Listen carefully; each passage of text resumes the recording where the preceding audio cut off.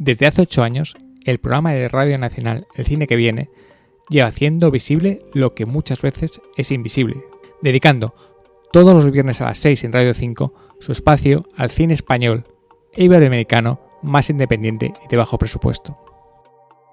Conducido y producido por el cineasta y licenciado en comunicación audiovisual Samuel Alarcón, el programa busca dar un espacio a obras que no logran tener un hueco en los medios de comunicación españoles. Hoy, en Vivir Rodando, hablamos con Samuel Alarcón sobre el programa El Cine que Viene y sobre la difícil e imprescindible tarea que es dar voz a proyectos que se encuentran en los márgenes del cine español. Con Alarcón, además, reflexionamos sobre el estado actual y pasado de la información cultural en España y su trato por parte de los medios españoles. Además de mirar al estado del cine español, sea independiente o no, en comparación con otros tiempos. También el programa mira al Samuel Alarcón cineasta, autor de obras audiovisuales documentales como La ciudad de los signos, Crónica íntima de un terremoto, Déjame hablar o Oscuro y lucientes. Este último, uno de los mejores documentales de los últimos años en el cine español.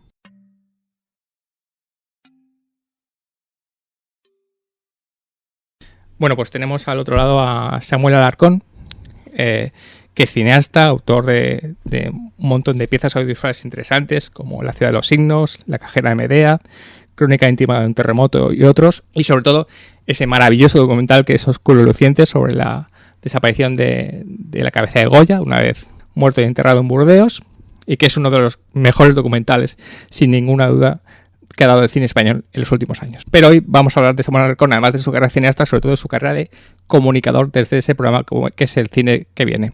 Hola, Samuel. Hola, Raúl. Gracias por la presentación. Esto último que has dicho, Oscuro y lucientes, me ha puesto los pelos de punta. Bueno, obviamente, Oscuro y lucientes no lo digo yo, lo dice casi todo el mundo que la ha visto y que ha tenido una repercusión. No en vano hablaremos de la película y de cómo te has sentido tras esa repercusión que ha tenido esa maravillosa película que hiciste hace un par de años.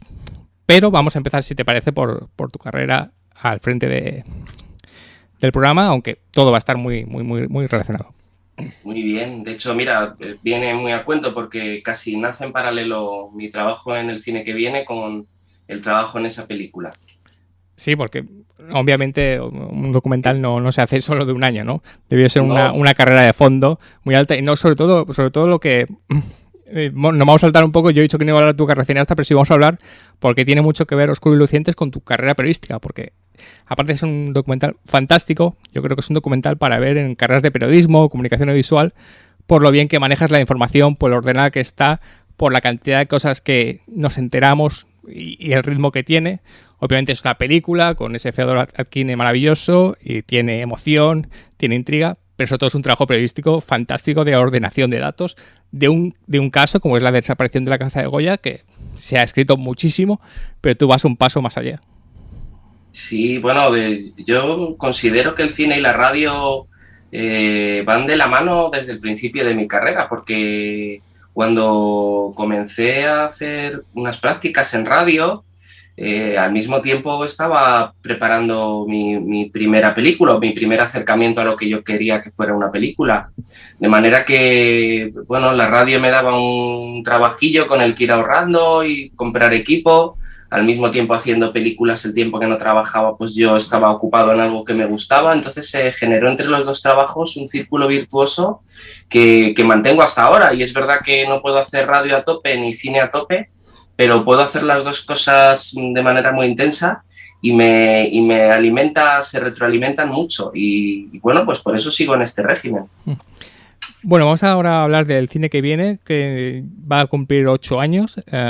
Ahora empezamos la 9ª temporada. Empezáis la 9ª temporada.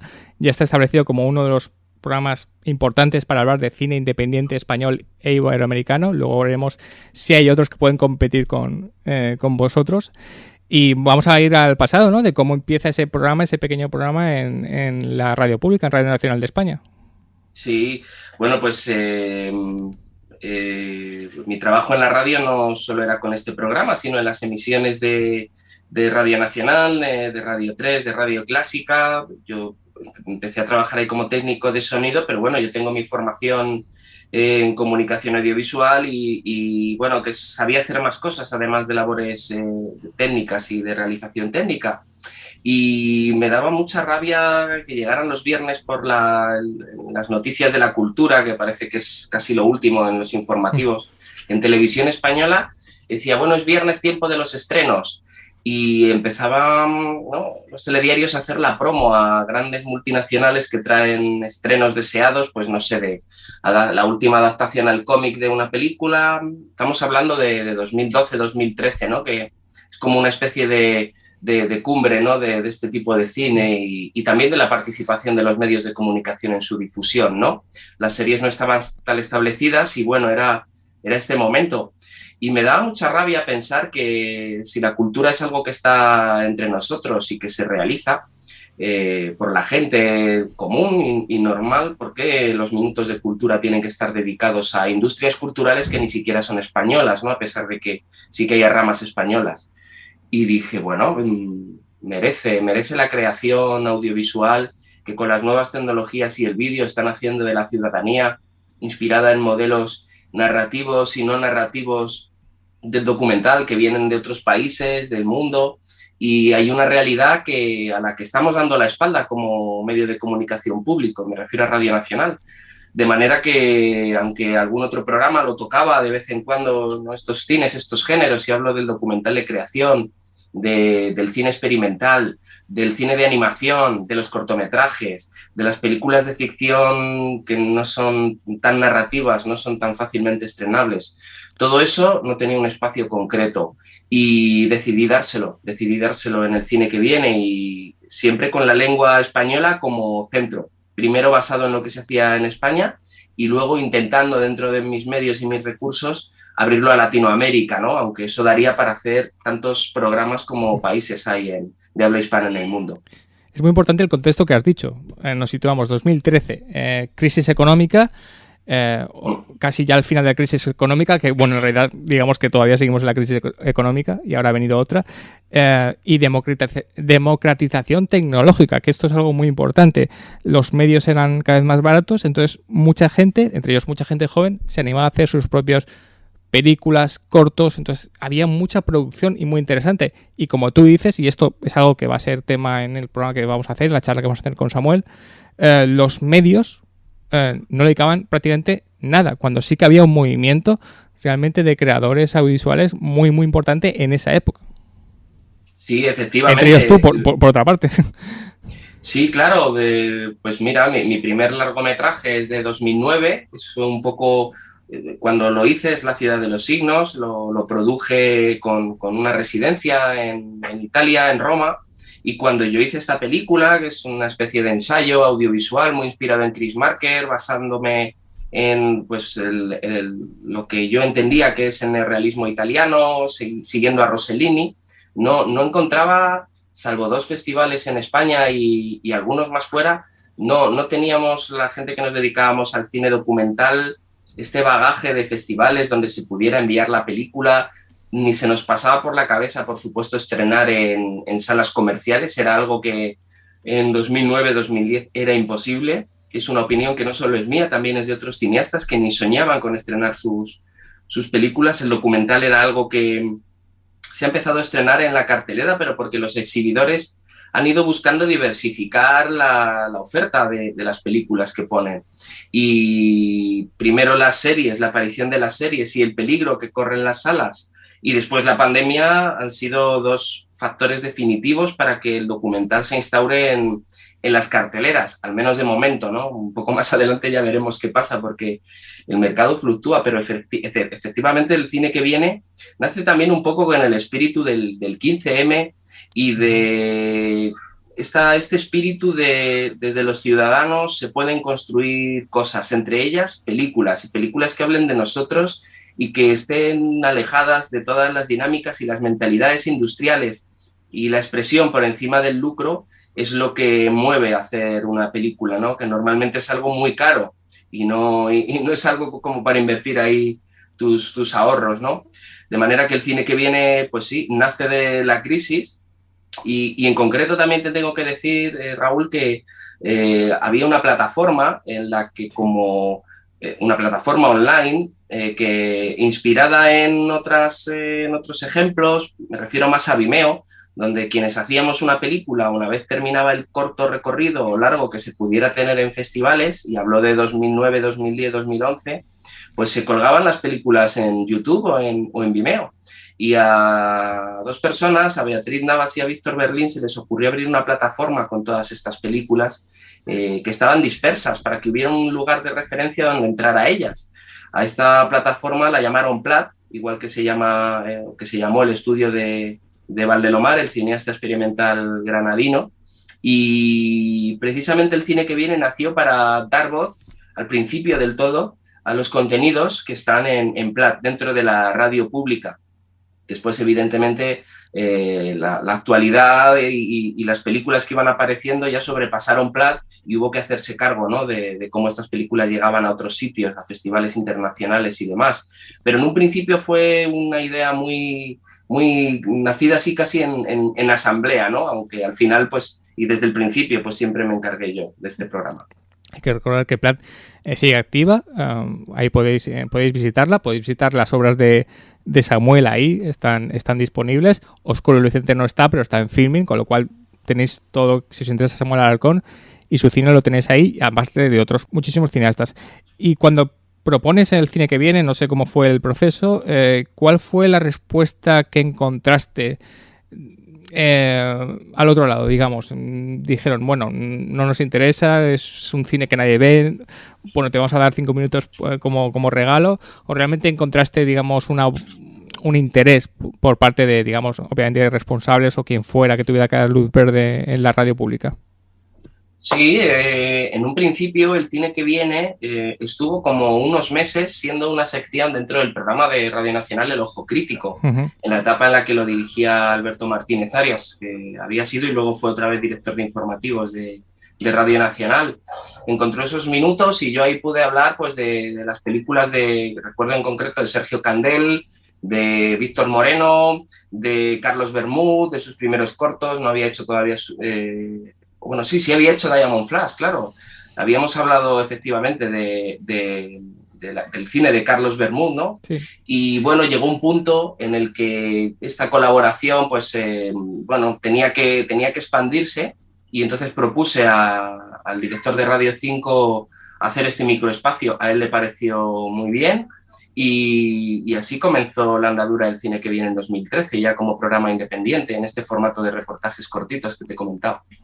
¿Y cómo has visto la respuesta, por otro lado, del público, ¿no? Supongo que hay gente que ha logrado, pues, enterarse de ese cine invisible que no existía. Por cierto, no hemos hablado de una labor que haces muy importante a nivel nacional, porque generalmente estas películas que hemos dicho tan pequeñas y que en Vídeo Rolando hemos hablado mucho de ellas, suelen estar muy localizadas en algún sitio, ¿no? El principal es gente de Madrid, es gente de Barcelona o gente de Euskadi, pero no salen de su rincón local. La gente de Madrid lo ve, digamos, en esos pases que hay a lo mejor en la Cineteca, pero no sale de ahí.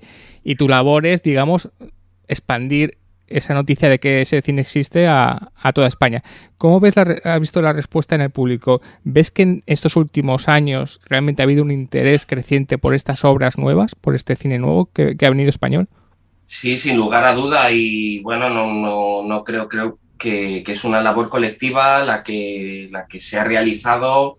Bueno, mi contribución ha sido muy pequeña, pero bueno, sí que es verdad que lograr el respaldo del medio de comunicación público radiofónico pues ayuda, aunque claro, la radio no siempre es el mejor lugar para hablar de un arte con imagen, ¿no? Que es el cine.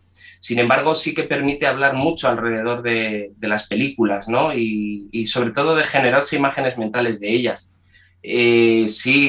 Paralelamente aparecían muchísimas iniciativas, ¿no? Esto estaba en el aire.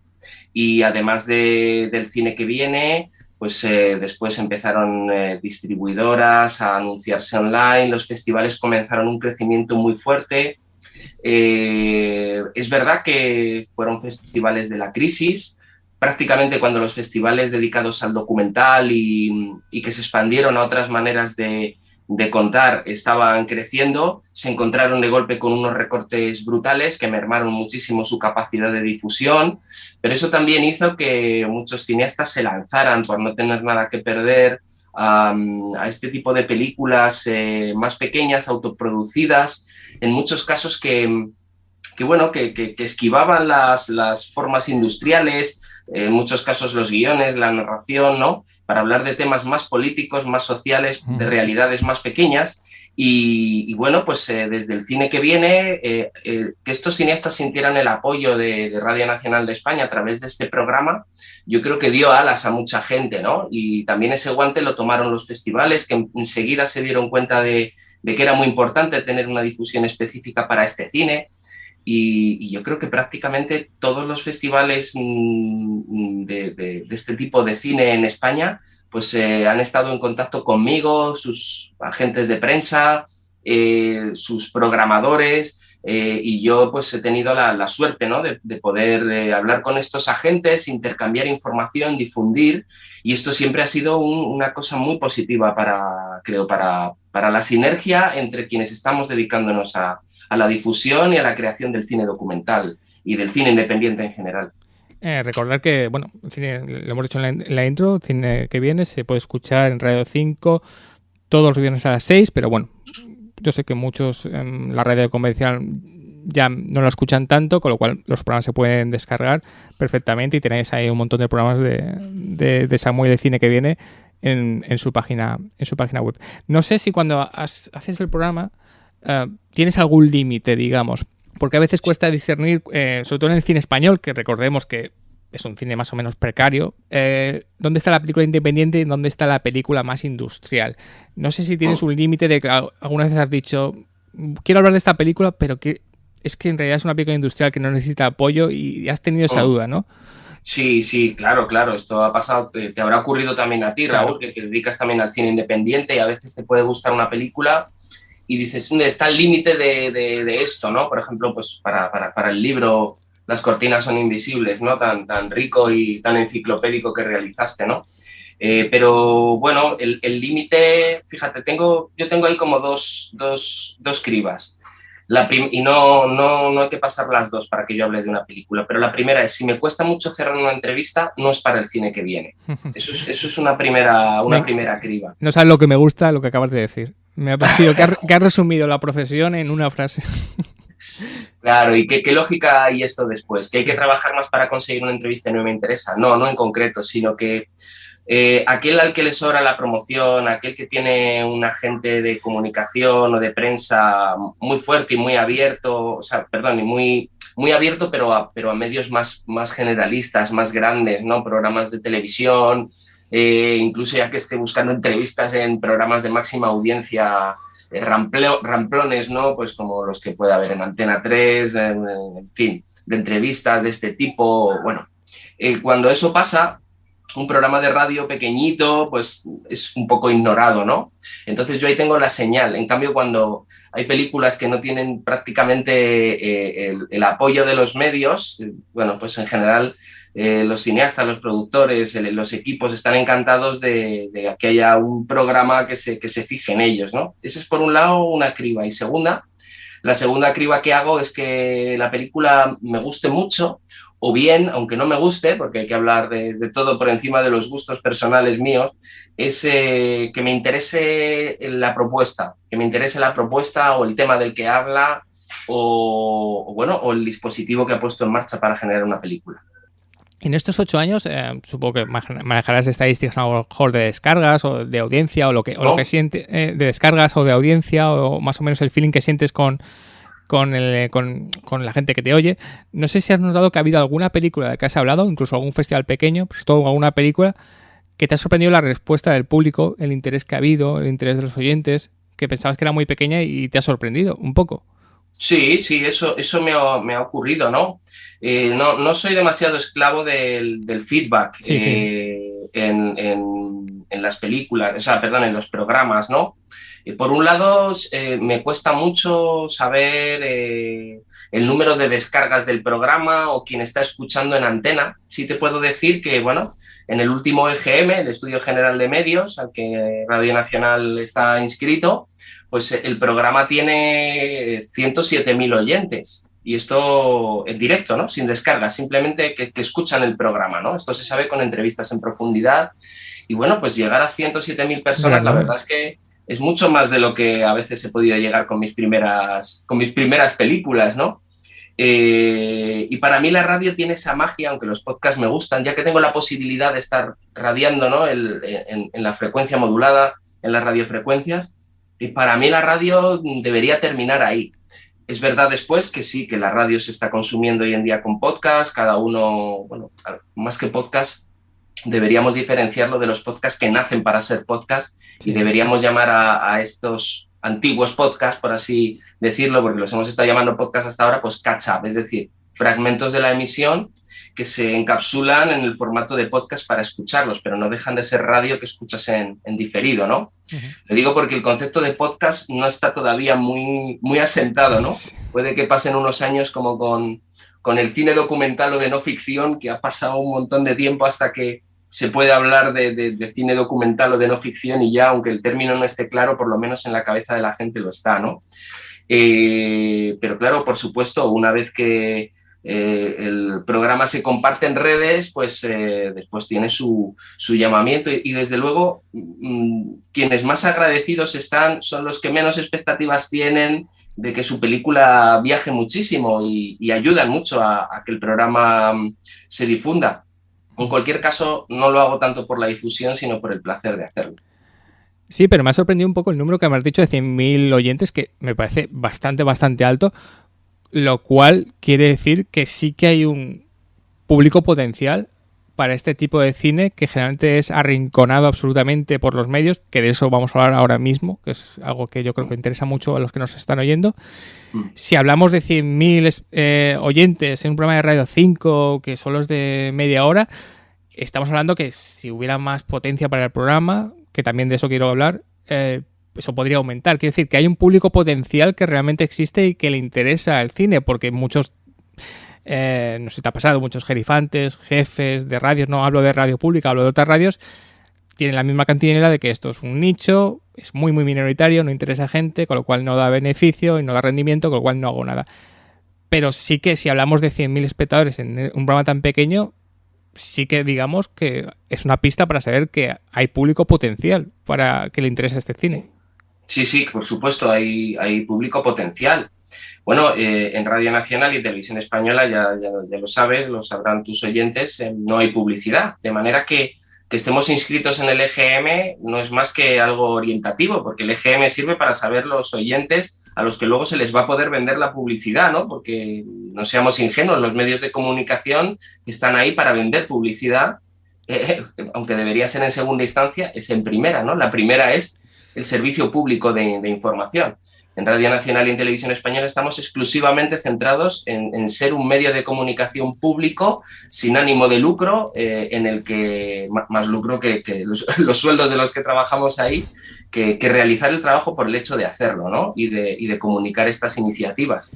No sé si este programa en una radio privada pues podría tener de repente un gerifante, como dices, esa visión de monetizar esto, pero bueno, no tiene sentido que se monetice un programa de radio que difunde películas no monetizadas, ¿no? Yo creo que monetizar lo que no está monetizado per se es un poco perverso, ¿no? Vendría a ser como lucrarse distribuyendo las verduras de la huerta de tu abuelo. No tiene sentido sin que tu abuelo sea el principal receptor de sus beneficios, ¿no? Pero bueno, sí, podría...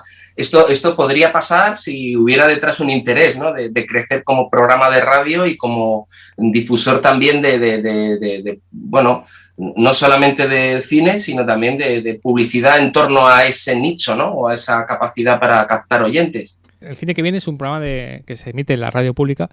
¿Cuál crees que es la responsabilidad que tiene la radio pública para dar a conocer este cine? Digamos, las privadas son las privadas, que luego también podemos entrar en eso, pero digamos que la radio pública o el medio público tiene una responsabilidad per se de hacer este cine. Quiero decir que no debería poder negarse a dar a conocer un tipo de cine que es más bien minoritario. En resumen, que el cine que viene, que la radio, ¿cómo te sientes en un medio público? ¿Crees que la responsabilidad de un medio público es muy importante para dar a conocer este cine, que es prácticamente obligatorio, ¿no? Que tiene que hacer este cine. Lo hace pues en días de cine menos, pero tiene su espacio. Historia de nuestro cine es cierto que le ha dedicado un repaso al cine español y sí que ha entrado cine más independiente, cine más experimental, y ahora tu programa. Digamos que el medio público, digamos que tiene la obligación, ¿no?, de dar a conocer este cine. No es una cuestión casi ni de opción. Por supuesto, por supuesto. O sea, Televisión Española lleva haciendo, pero antes de que llegaran las televisiones privadas, una labor de difusión del cine español increíble. Ahora mismo no se pueden ver, pero yo recuerdo de pequeño poner la tele en cualquier horario y poder ver películas no sé, de cine king, esa de todas las épocas.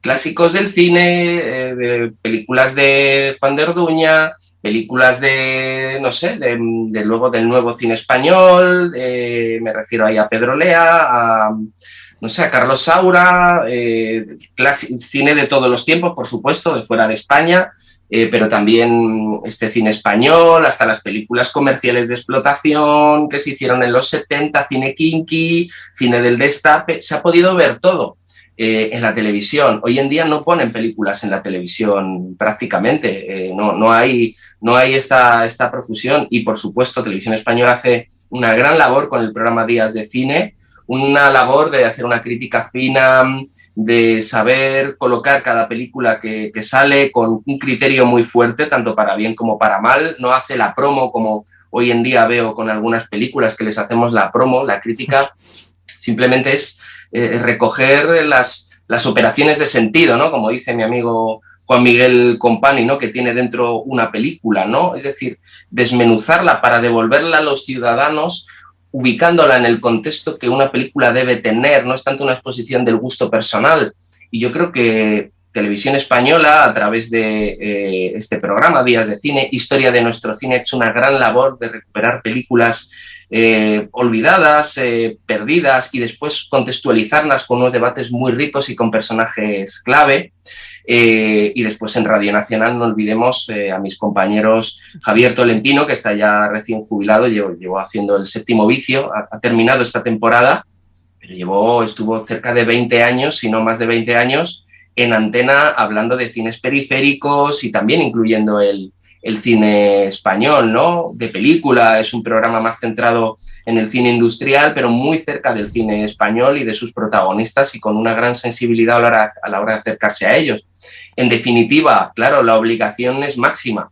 Probablemente yo no podría hacer este trabajo que hago si lo hiciera en un medio privado, porque no me motivaría. Yo esto no lo hago realmente por dinero, lo hago por responsabilidad y porque pienso que remar a favor del lenguaje que yo trabajo luego en mis películas al final va a acabar repercutiéndome, porque precisamente, y ya lo hemos visto, se ha hecho un pozo, se ha hecho una comunidad en torno a este cine, que creo que a veces mira dentro demasiado de sí, pero que fuera de sí se genera una simpatía, sí, y se genera un público, que eso es el trabajo que ahora tenemos que hacer entre todos, generar un nuevo público, que aunque después el capitalismo se venga a comer todo lo que construimos, por lo menos que las propuestas estén encima de la mesa. Y te voy a preguntar una cosa, y si quieres no me contestes, o me dices, mira, mejor no te lo digo, o si quieres me lo dices, pero más o menos como reflexión, y tú me dices, ¿tú a veces has pensado que yo creo que este programa merecería tener un espacio más de visibilidad? Llámese Radio 3, llámese Radio Nacional. Es cierto que tú has dicho, has nombrado a Tolentino, El Séptimo Vicio, ellos ya ocupan un espacio, pero es verdad que quizá, como es tan específico tu programa, ¿crees que debería tener una mayor visibilidad quizá en un, a ver, como lo digo, escaparate mejor o más visible? Sí. Vamos a quitarlo de mejor, sino más visible. O sea, en Radio Nacional a las 9 de la noche, aunque fuera media hora, incluso poder alargar el programa a 1 hora, porque crees que es responsabilidad de una radio pública dar dar visibilidad en ese cine. Y que alguien puede entender, no yo, que ponerte en Radio 5 un viernes a las 6 es como, digamos, arrinconar el programa, y con lo cual arrinconar este tipo de información. No sé si has llegado alguna vez a esta reflexión, ¿no? ¿Te sientes cómodo, muy cómodo en Radio 5? ¿Crees que tienes tu hueco ahí, ya lo tienes ahí? ¿O crees que el contenido de este programa merecería un mayor escaparate? Yo creo que el contenido de mi programa merecería el mejor escaparate posible. hasta incluso en televisión española. Ahí está, ahora entraremos. Por supuesto. Otra cosa es que quiera ser yo el que esté al frente del programa en esa nueva etapa. ¿Por qué te digo esto? Porque mira, yo hago muchas cosas además del programa. Yo trabajo en otro programa en Radio Nacional muy exigente, que es Documento Radio Nacional, es un programa de documental sonoro. Hago guiones, realización y luego además hago mis películas y después otros trabajos y otras participaciones, tanto dentro y fuera de la radio. Igual que me alié con este cine porque me parecía un cine del que se conocía poco y es un cine de minorías, me pareció que una radio, y Radio 5 no se puede considerar una radio de minorías, pero sí que es una radio con una fórmula informativa. Es verdad que en esta última etapa en la que dirige Óscar Torres, él está buscando crecer y lo está consiguiendo, saliendo un poco de la fórmula informativa y ganando más carácter y personalidad con programas. Por eso también he apostado por el cine que viene. Sé que, bueno, Radio 3 la verdad es que siempre me tiene tentado, ¿no?, para ir allí. Es verdad que Radio 5 tiene unos medios muy buenos y que me permiten hacer el programa en su plenitud y así lo voy a seguir haciendo. Pero también es verdad que de pasar a una emisión diaria, ya fuera en Radio 3 o en Radio Nacional, yo necesitaría darle una dedicación casi exclusiva y además contar con un equipo. Entonces el programa se convertiría en otra cosa y realmente mi vocación periodística está casi sujeta a la celebración de este cine y no tanto a la celebración de la radio. De manera que, por supuesto, yo creo que este tema merece el mejor de los espacios, pero no sé si soy yo la persona para llevarlo a cabo de esta manera, porque me gusta más hacer películas que radio, eso te lo garantizo. Y bueno, lo has comentado antes, ¿y crees que si tuvieras este escaparate el público respondería? ¿Realmente habría una respuesta de público? Sí. Que daría respuesta, porque obviamente si hay un mejor escaparate también hay exigencias de audiencia, aunque estemos en radio pública, mejores. Si estás en Radio Nacional hay unos mínimos de interés, supongo. Sí. ¿Crees que habría esta respuesta por parte del público si fuera un programa más ambicioso? Si yo pusiera toda la carne en el asador en el cine que viene y pusiera ahí toda mi intención y mi mente y mi tiempo, consiguiera un equipo para poder hacer mejor las cosas, colaboradores interesantes, por supuesto que el programa ganaría interés. Pero bueno, Samuel Alarcón dejaría de pensar en hacer películas y es algo que no puede pasar. Tú has nombrado Documento Radio Nacional, simplemente decir que es uno de los grandes programas de la radio pública y uno de los mejores programas informativos que se pueden escuchar, y darte la enhorabuena por trabajar ahí, porque muchos somos admiradores desde hace muchos años de ese programa que ya es un clásico de la radio pública. Y yo estoy entre ellos, o sea que imagínate para mí también el privilegio que es poder trabajar en ese programa que además, bueno, pues se pone muy alto el listón. Y entrando ahí no hay otra manera de hacerlo sino poniendo el listón a la misma altura que ya tiene, y eso, bueno, no siempre es fácil. Tú has comentado antes que me gustaría volver atrás, una cosa muy interesante respecto a esta frase maravillosa de que si tardas mucho en hacer la entrevista es que no es contenido para el programa, que es fantástico esa frase, porque ya digo que resume muy bien lo que es la profesión. Creo que hay una imagen entre el cine independiente de que todo es fácil, todas las distribuidoras te dicen que sí, todo es perfecto en cuanto a comunicación, cosa que en general pasa.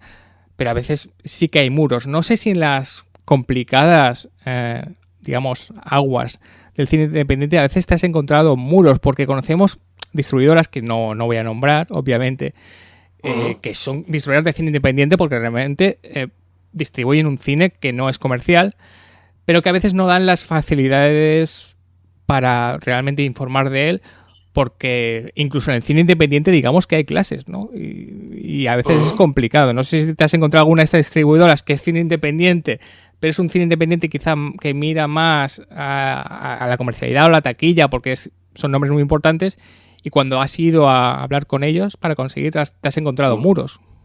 Sí, claro. Me ha pasado de todo, Raúl. Imagínate, si tú lo sabes que llevas muchos años con este podcast, también te habrás encontrado de todo, ¿no? Al final todo este cine lo hacemos personas y los intereses de cada persona pues tienen unas miras y unas lógicas, y eso se traduce en actitudes, ¿no?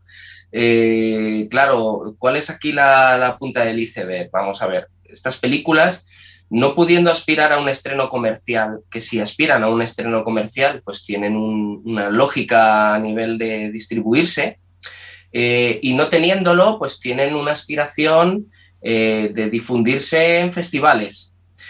Cuando no hay ni estreno comercial ni festivales, a que tú no tienes ningún problema en conseguir una entrevista. Claro. Bueno, pero cuando hay festivales y estreno comercial, ¿qué ocurre? Bueno, pues que evidentemente para hablar de una película, para hacer una entrevista, yo lo único que pido como mínimo es poder verla, porque yo nunca he hecho una entrevista en estos 8 años sin haber visto una película. Ha habido veces que no he podido llegar al final por falta de tiempo, muy raras veces. En general la he visto y a veces hasta 2 veces para poder prepararla bien, ¿no? Claro, sin ver una película, ¿cómo vas a hacer una entrevista? Luego supe que esto está más extendido en el mundo de la televisión de lo que pensamos, ¿no? E incluso de la prensa escrita. Pero sí, pasa. Se entrevista a veces sin haber visto la película. ¿Y es esto malo? Bueno, vamos a ver, ¿qué supone? Pues supone que la persona que hace la entrevista quede a merced de lo que le quiera contar el autor o los responsables de la película, con lo cual pues nos perdemos la interpretación crítica o periodística que puede hacer el conductor de un programa o de un artículo o de una entrevista, bueno, digamos el trabajo periodístico. Bien, ¿qué ocurre cuando no se puede hacer un pase de prensa en una sala? Pues que utilizamos en la era digital los links de prensa. Se envían una serie de links privados para acceder a las reproducciones en streaming de la película.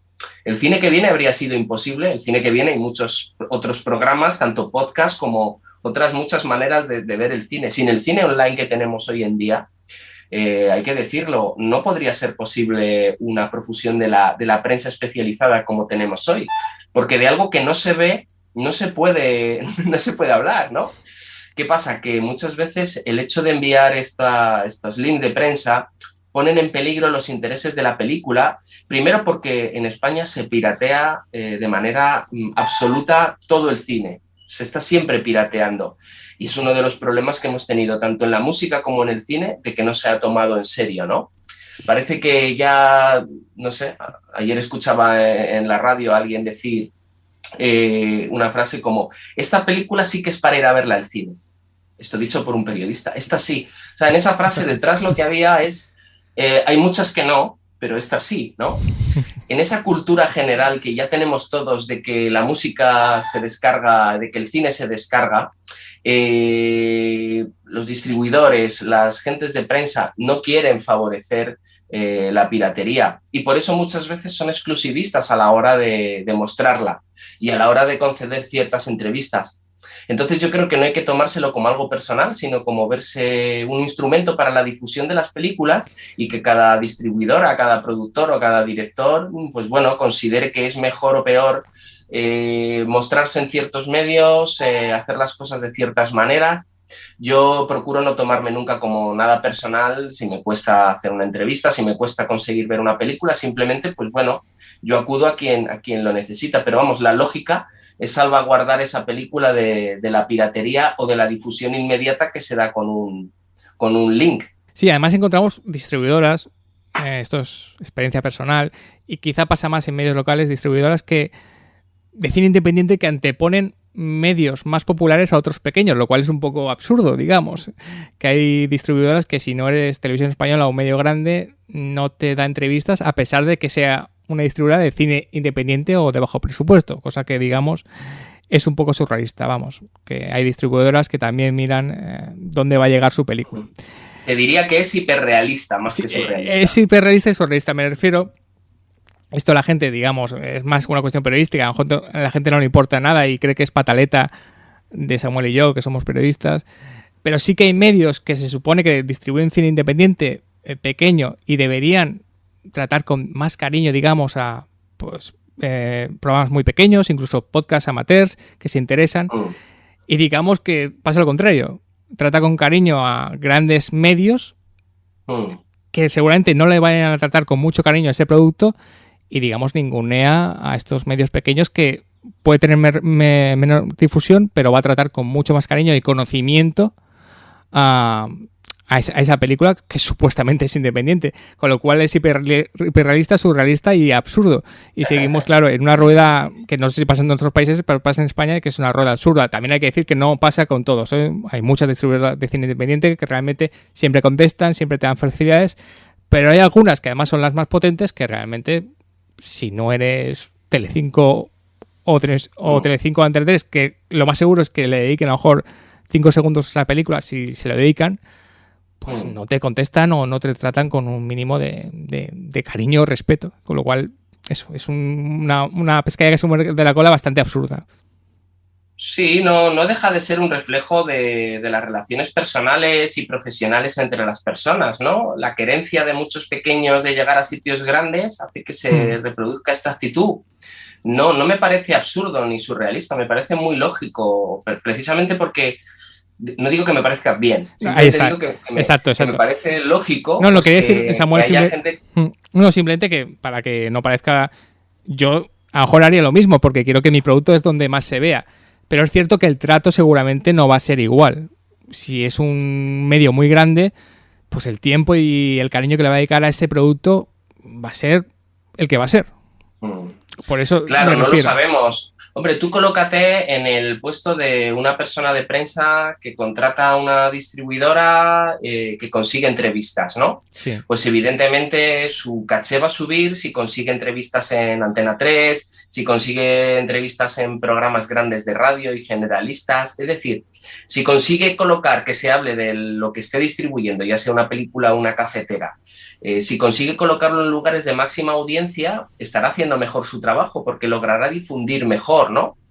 Mucha gente es capaz de hacer este trabajo y de también atender a estos lugares como nuestros programas, Raúl, donde se trata las películas con cariño, donde tenemos una audiencia pequeña pero fiel, pequeña pero interesada, que difunde las películas en el boca a boca. Todo depende de la sensibilidad de las personas. En la vida también nos pasa. Hay veces que hacemos más caso a quien menos caso nos hace por esa querencia de la atención, mientras que tenemos a gente encima que nos puede estar adorando y no somos del todo, no correspondemos de manera del todo justa, ¿no? a esas personas que nos están dando toda su atención, precisamente porque, bueno, pensamos que es un lugar de confort que ya tenemos asegurado, ¿no? Y preferimos aventurarnos en nuevas, ¿no? En nuevas, no sé, experiencias de trato con otras realidades y otras personas, ¿no? Uh-huh. Por eso te digo que me resulta hiperrealista, no surrealista, o sea, me resulta muy lógico. Pero no olvidemos una cosa, las televisiones privadas no dejan de ser medios de comunicación, es que esto la gente no lo recuerda. La gente como que acepta demasiado bien que las televisiones vayan a su interés y que programen y que difundan lo que ellos creen que tienen que hacer para el lucro. Pero las televisiones privadas tienen una concesión de servicio público por el Estado. Exacto. Es decir, que se podría en algún momento, esto no se hace, claro, porque hay muchas cosas de las que no se puede hablar en este país todavía, ¿no? Aunque parece que sí, pero se podría obligar a las televisiones públicas a que privadas, a que en virtud de esa cesión de licencia de servicio público ejercieran el servicio público y prescindieran de algunos contenidos que lo vulneran y que además lo destruyen.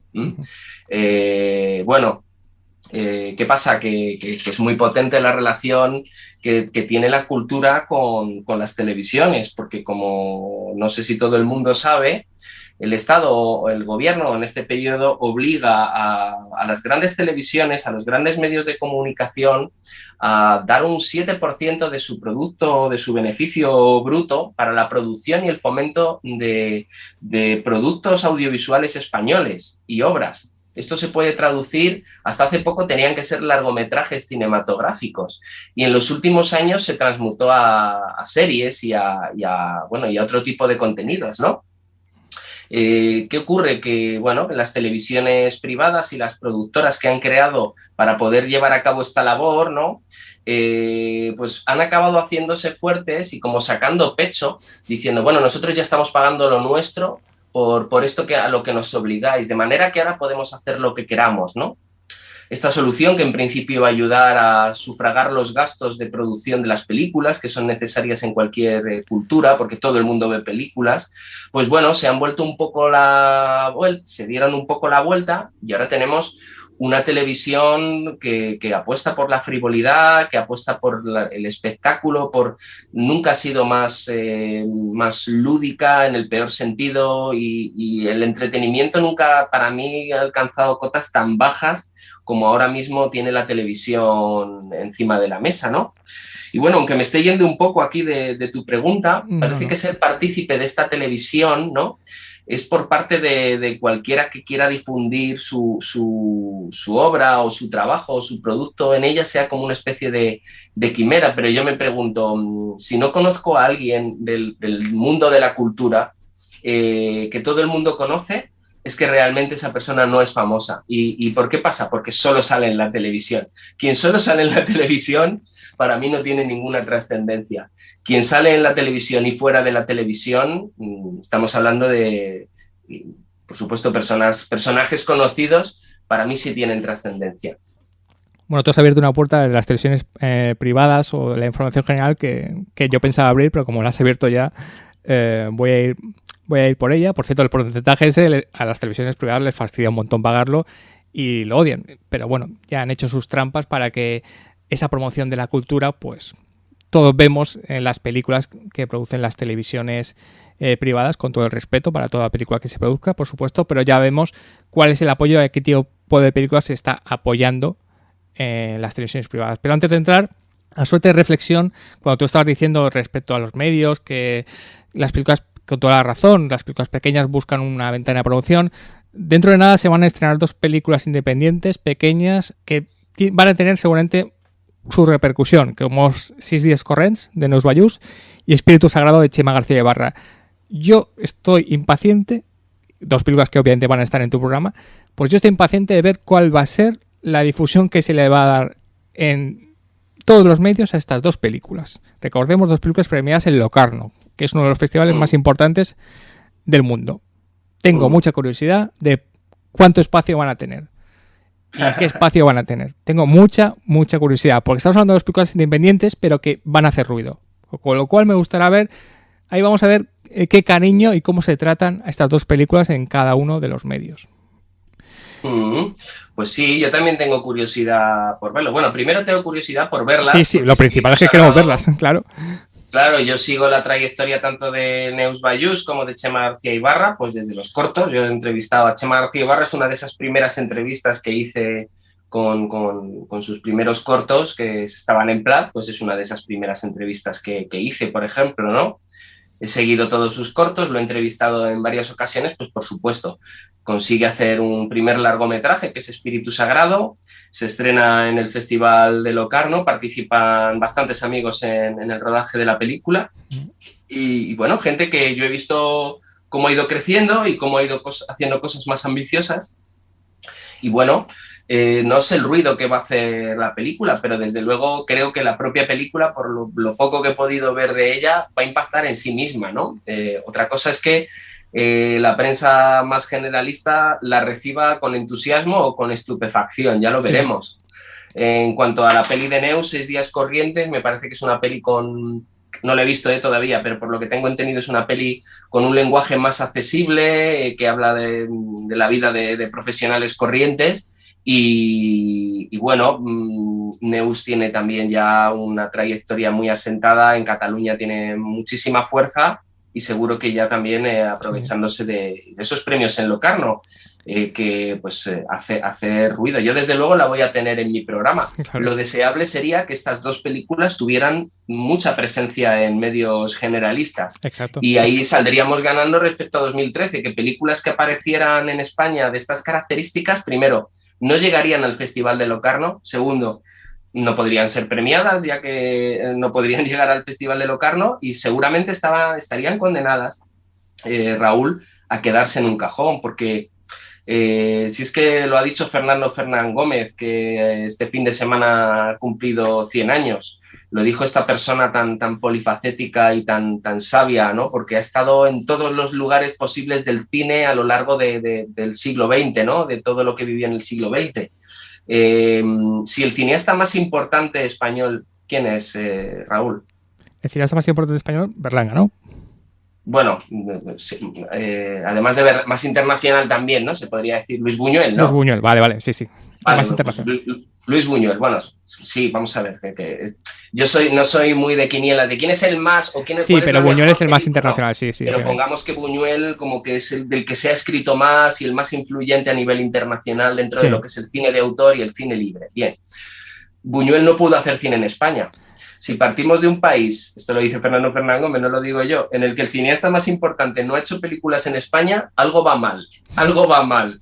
Si te vas a Berlanga, es un hombre que cuando encontró su camino para hacer las películas que él quería, su carrera se vio absolutamente cortada tras realizar Plácido y el Verdugo. Exacto. Lo mismo le pasó a Fernando Fernán Gómez, que encontró una fórmula para hacer películas realmente que enganchaba el cine de autor, el cine de género. 1963, El mundo sigue, 1964, El extraño viaje, dos películas. Y las dos mal estrenadas o no estrenadas y ignoradas en su día. Las dos mejores de Fernando. Sí, tienes toda la razón. Probablemente, y puede que de las mejores películas españolas de los años 60 y para mí de todos los tiempos. ¿Y qué tenemos en España? Tenemos que con esfuerzo personal los cineastas, los productores sacan obras maestras y se quedan como islas, ¿no? Si nos vamos a la tradición del cine español, nos encontramos a cineastas como, pues no sé, como Pedro Lea, como José Luis Guerín, Joaquín Jordá, Pere Portabella, Jacinto Esteva. Son gente que ha hecho películas magistrales, incluso si te vienes más a los 90, Julio Meden. Las películas magistrales españolas no forman parte de un impulso colectivo, no forman parte de una cinematografía asentada, compartida por la gente. Estuvimos a punto de lograrlo en los años 90, cuando el Estado y los medios de comunicación, en ese momento Canal Plus, que empezaba con Sogecable a impulsar el cine español, ¿no? Hubo ahí un momento en el que podía haber sido posible, ¿no? Este sueño que tuvo Pilar Miró, que tuvo antes García Escudero. Siempre ha habido a lo largo del tiempo en España movimientos que intentan aglutinar el cine y que se cree como una masa, igual que ha pasado en Italia y en Francia. Pero en España no. Estamos condenados a que las películas, las obras maestras españolas, nuestra cinematografía sea un archipiélago, sea un gigantesco archipiélago de islas donde a veces ni siquiera tenemos un catalejo para ir de isla en isla y descubrir estas joyas, pero es que están ahí, las tenemos ahí, ¿no? Y sin tampoco pretender cambiar esa realidad, yo lo que pretendo es mostrarla tal cual es para que la gente la conozca y sepa navegar entre islas. Has hecho muy bien nombrar el cine de los 90, que se merecería un programa español, que fue una explosión de creatividad impresionante, pero que justo coincidió con eso que se llamó la telebasura en la televisión española, con un nivel muy bajo, mucho más bajo que ahora, y eso que ahora es bajo en las televisiones, con lo cual esa oportunidad tampoco se vio reflejada en televisiones privadas. Digamos que Telecinco y Canal Nou estaban, por ejemplo, por dos ejemplos de televisiones que hicieron un nivel de televisión muy bajo, estaban más ocupadas en otras cosas que en mirar ese cine español que se estaba haciendo. Y luego que el cine español... y que el cine español a veces no perdona los fracasos, digamos. Es que tú has nombrado Julio Medem y me encanta este ejemplo, porque Julio Medem es un cineasta tan creativo, pero cuando hizo Caótica Ana, la gente lo enterró vivo. Muchos medios lo enterraron vivo. Para ellos ya había hecho una mala película, con lo cual se acabó. Por cierto, una película que es bastante más defendible de lo que se dijo en su momento. Por eso es de verdad que los medios, algunos medios, estamos diciendo algunos medios, Salmón y yo, fluctúan enseguida. No, en cuanto pierden el interés por un cineasta, ya no lo tienen. Por eso es complicado la información cultural en España, que es algo que te voy a preguntar ahora a continuación. Sí, pues sí, permíteme que te haga una parada en esto. La historia de España, claro, el cine ha acompañado la historia política de España desde que nació, ¿no? Se puede ver muy bien el siglo XX también entendiendo el cine que se hace en España. Bueno, cualquier manifestación cultural, pero en concreto, pues ya que hablamos de cine, el cine.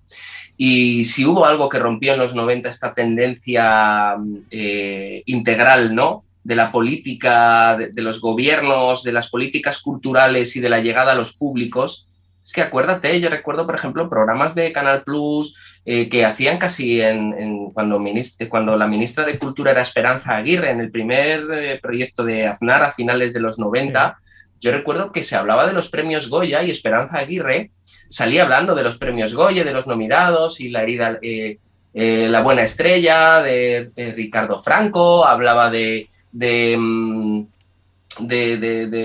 las películas de Fernando León de Aranoa, estas que hizo al principio de los 90, Barrio, hablaba de Julio Medel, sí. La gente iba a ver Barrio al cine. Eso es lo que te iba a decir, solo te interrumpo por esto porque lo estamos diciendo y parece que solo hablamos de calidad artística para los más jóvenes. Esas películas eran éxitos de taquilla.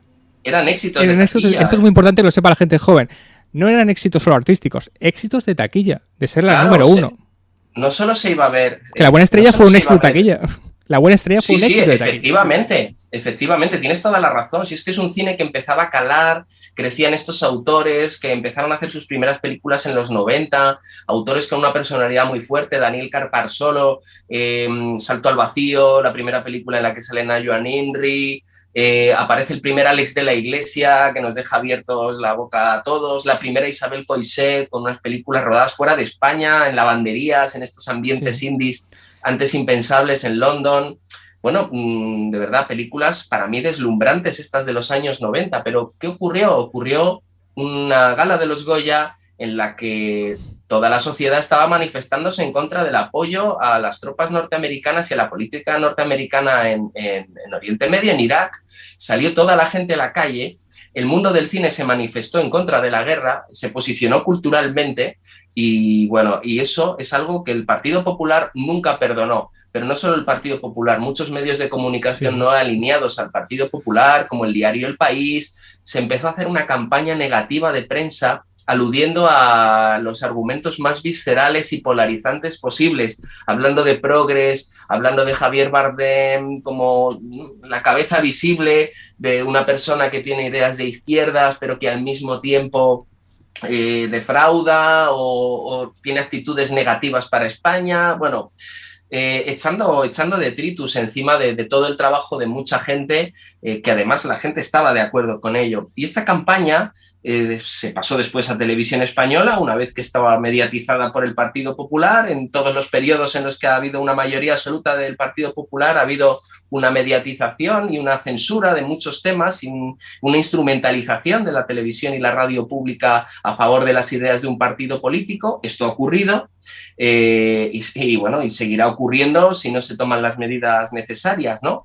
Y también los intereses de estas medios de comunicación privados que tenían que dedicar este porcentaje a la producción de películas fueron alejando con estas campañas de injurias hacia el cine español y fueron haciendo que la gente se separara cada vez más del cine español, hasta lo que tenemos ahora encima de la mesa, que lo que se había construido con el cine español industrial acabó desmontándose.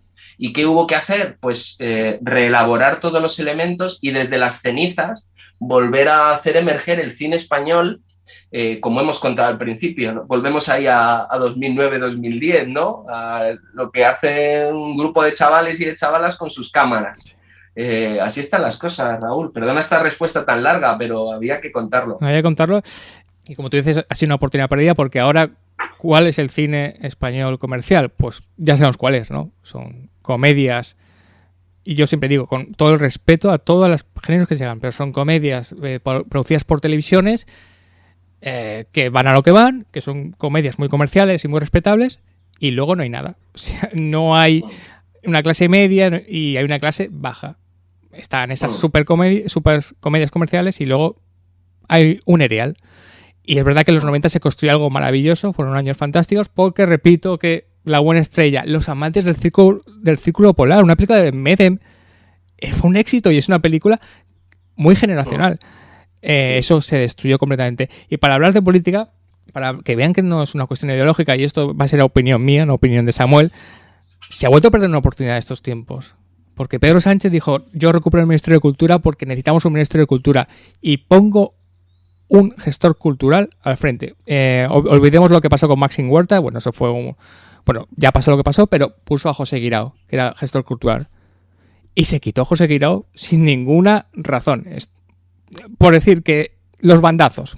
Parecía que con José Guirao al frente del Ministerio de Cultura sí que teníamos un proyecto serio de empezar a construir con el Estado, con el gobierno, con la industria, y se quita José Guirao. Y se han puesto dos personas que merecen todos los respetos, pero ya hemos visto en sus declaraciones que son dos personas que están muy ajenas al mundo de la cultura.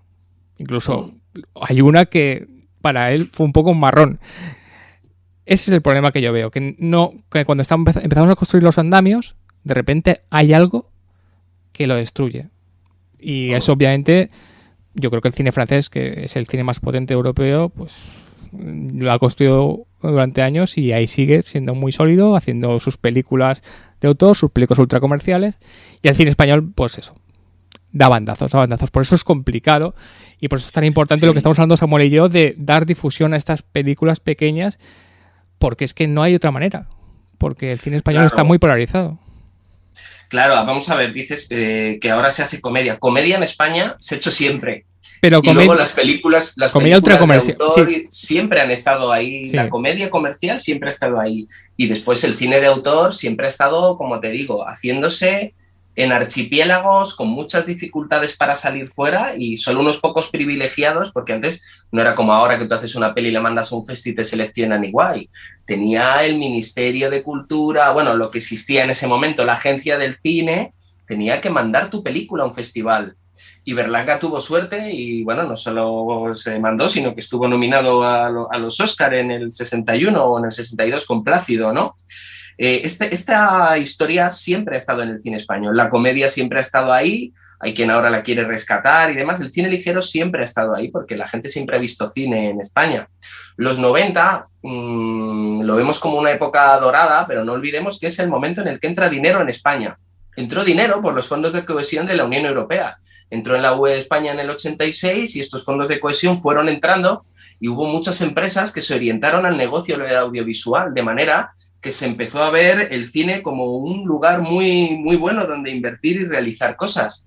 Con el paso al euro, muchas empresas tenían que blanquear capital y el cine fue un buen lugar en el que hacer inversiones donde las facturas, bueno, pues se podían escamotear. Y no nos engañemos, por eso se produjo mucho cine.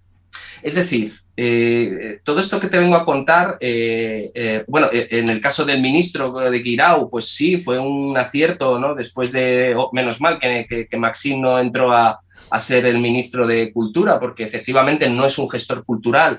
Guirao sí demostró tener una sensibilidad muy óptima para esto y sorprendió a todos que en el gobierno, el primer gobierno que formó Sánchez tras las últimas elecciones, con la cultura precisamente, que había creado un consenso en el mundo de la cultura José Guirao, bueno, pues hace un intercambio de piezas y el Ministerio de Cultura lo deja a un ministro, a Uribe, que viene de un mundo muy diferente, viene de ser mediador, viene con las víctimas de ETA, o sea, viene de un mundo absolutamente diferente, pero hay una cuota de reparto en ese gobierno de puestos y de ministerios entre el PSOE y en ese momento Unidas Podemos, ¿no?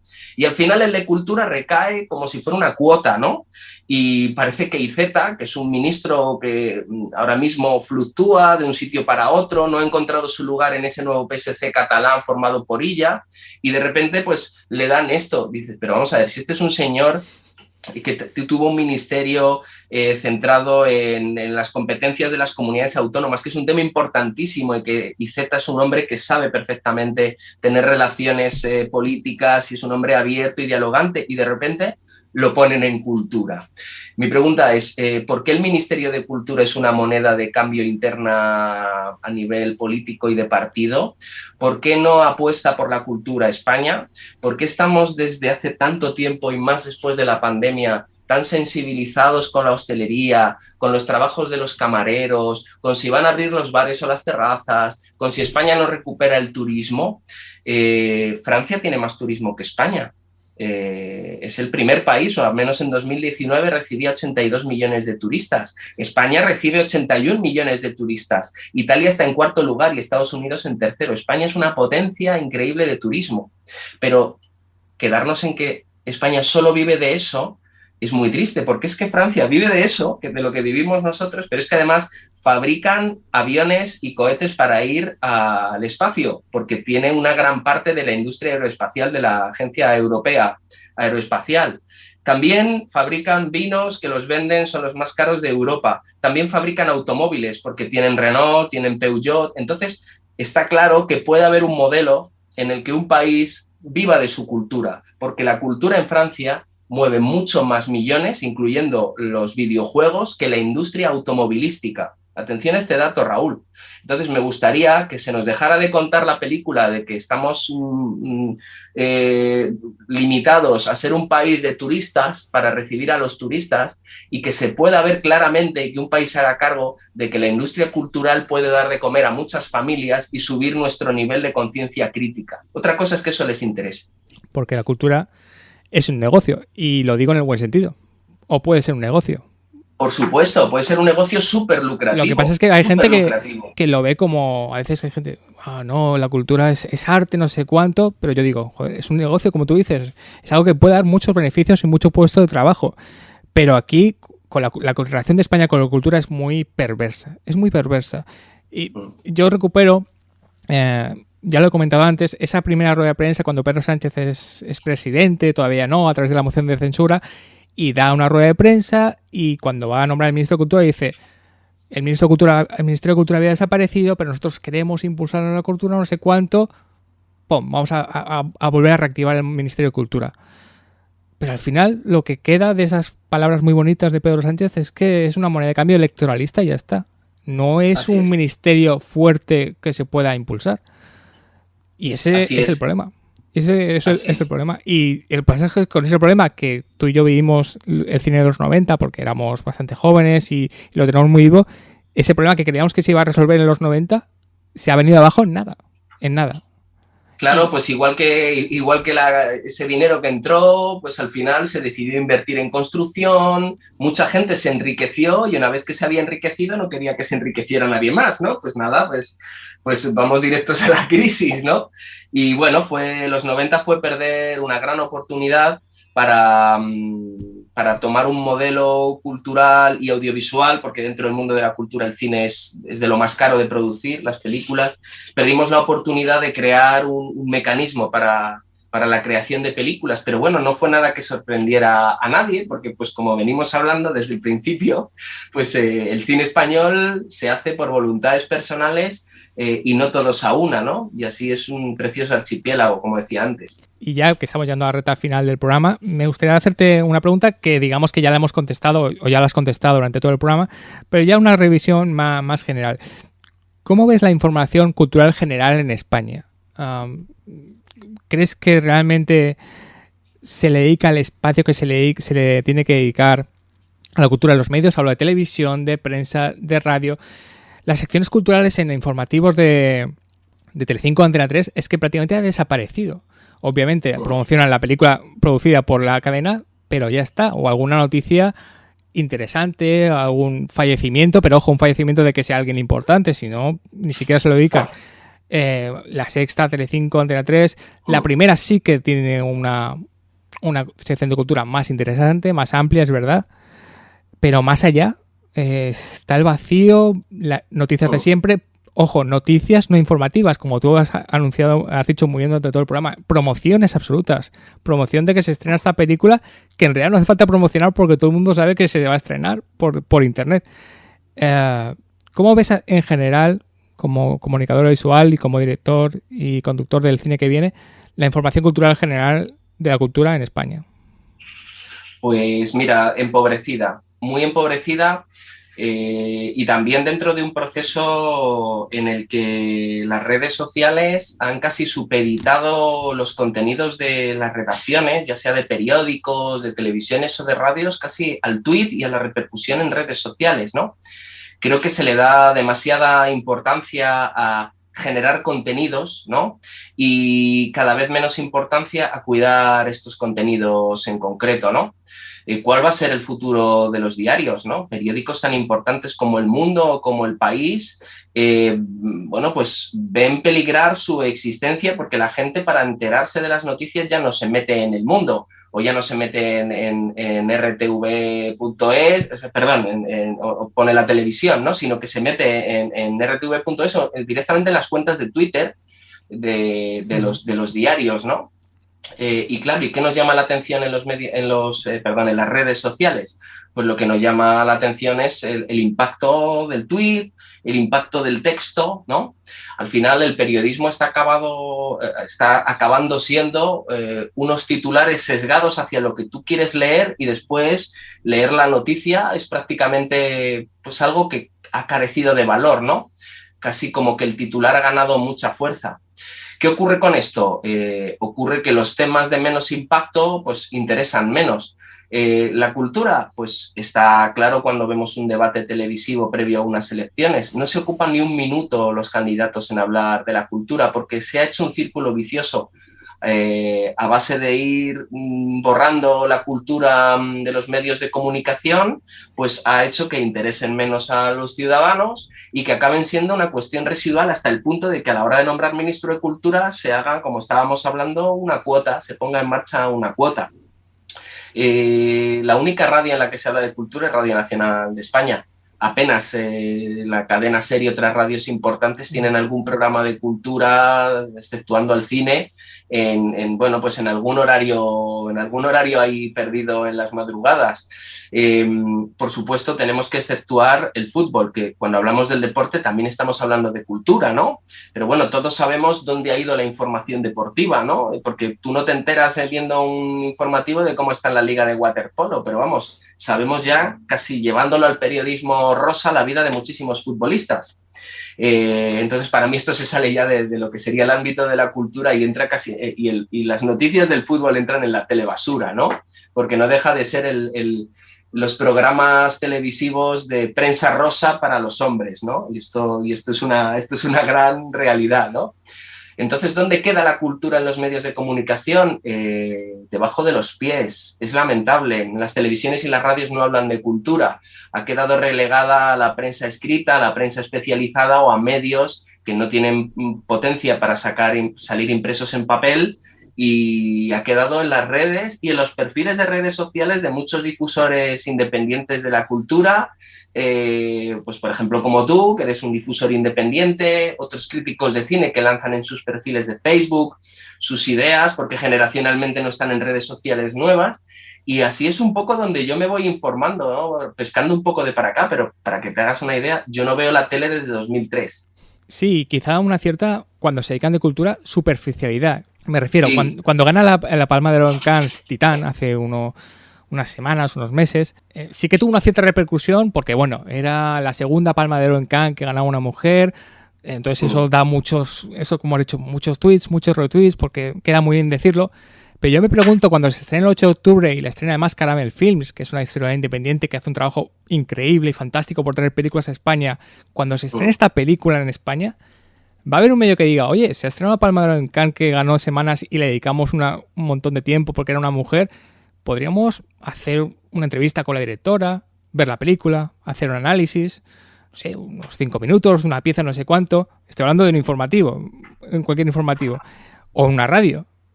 Pero los dos sabemos que no va a pasar. Que se dirá, se estrena la Palma de Oro en Cannes. Hasta luego. Esta es la noticia. La dirige una mujer. La dirige esta tía. Ya. Y ya, ¿ves? Le dedicamos hace unas semanas un montón porque era la Palma de Oro en Cannes que había ganado una mujer, la segunda, qué bonito, no sé cuánto, pero cuando esa mujer realmente estrena la película en tu país, todos los dos, ambos sabemos que va a pasar desapercibido para la información general. A lo mejor hay una pieza en televisión española y ya está.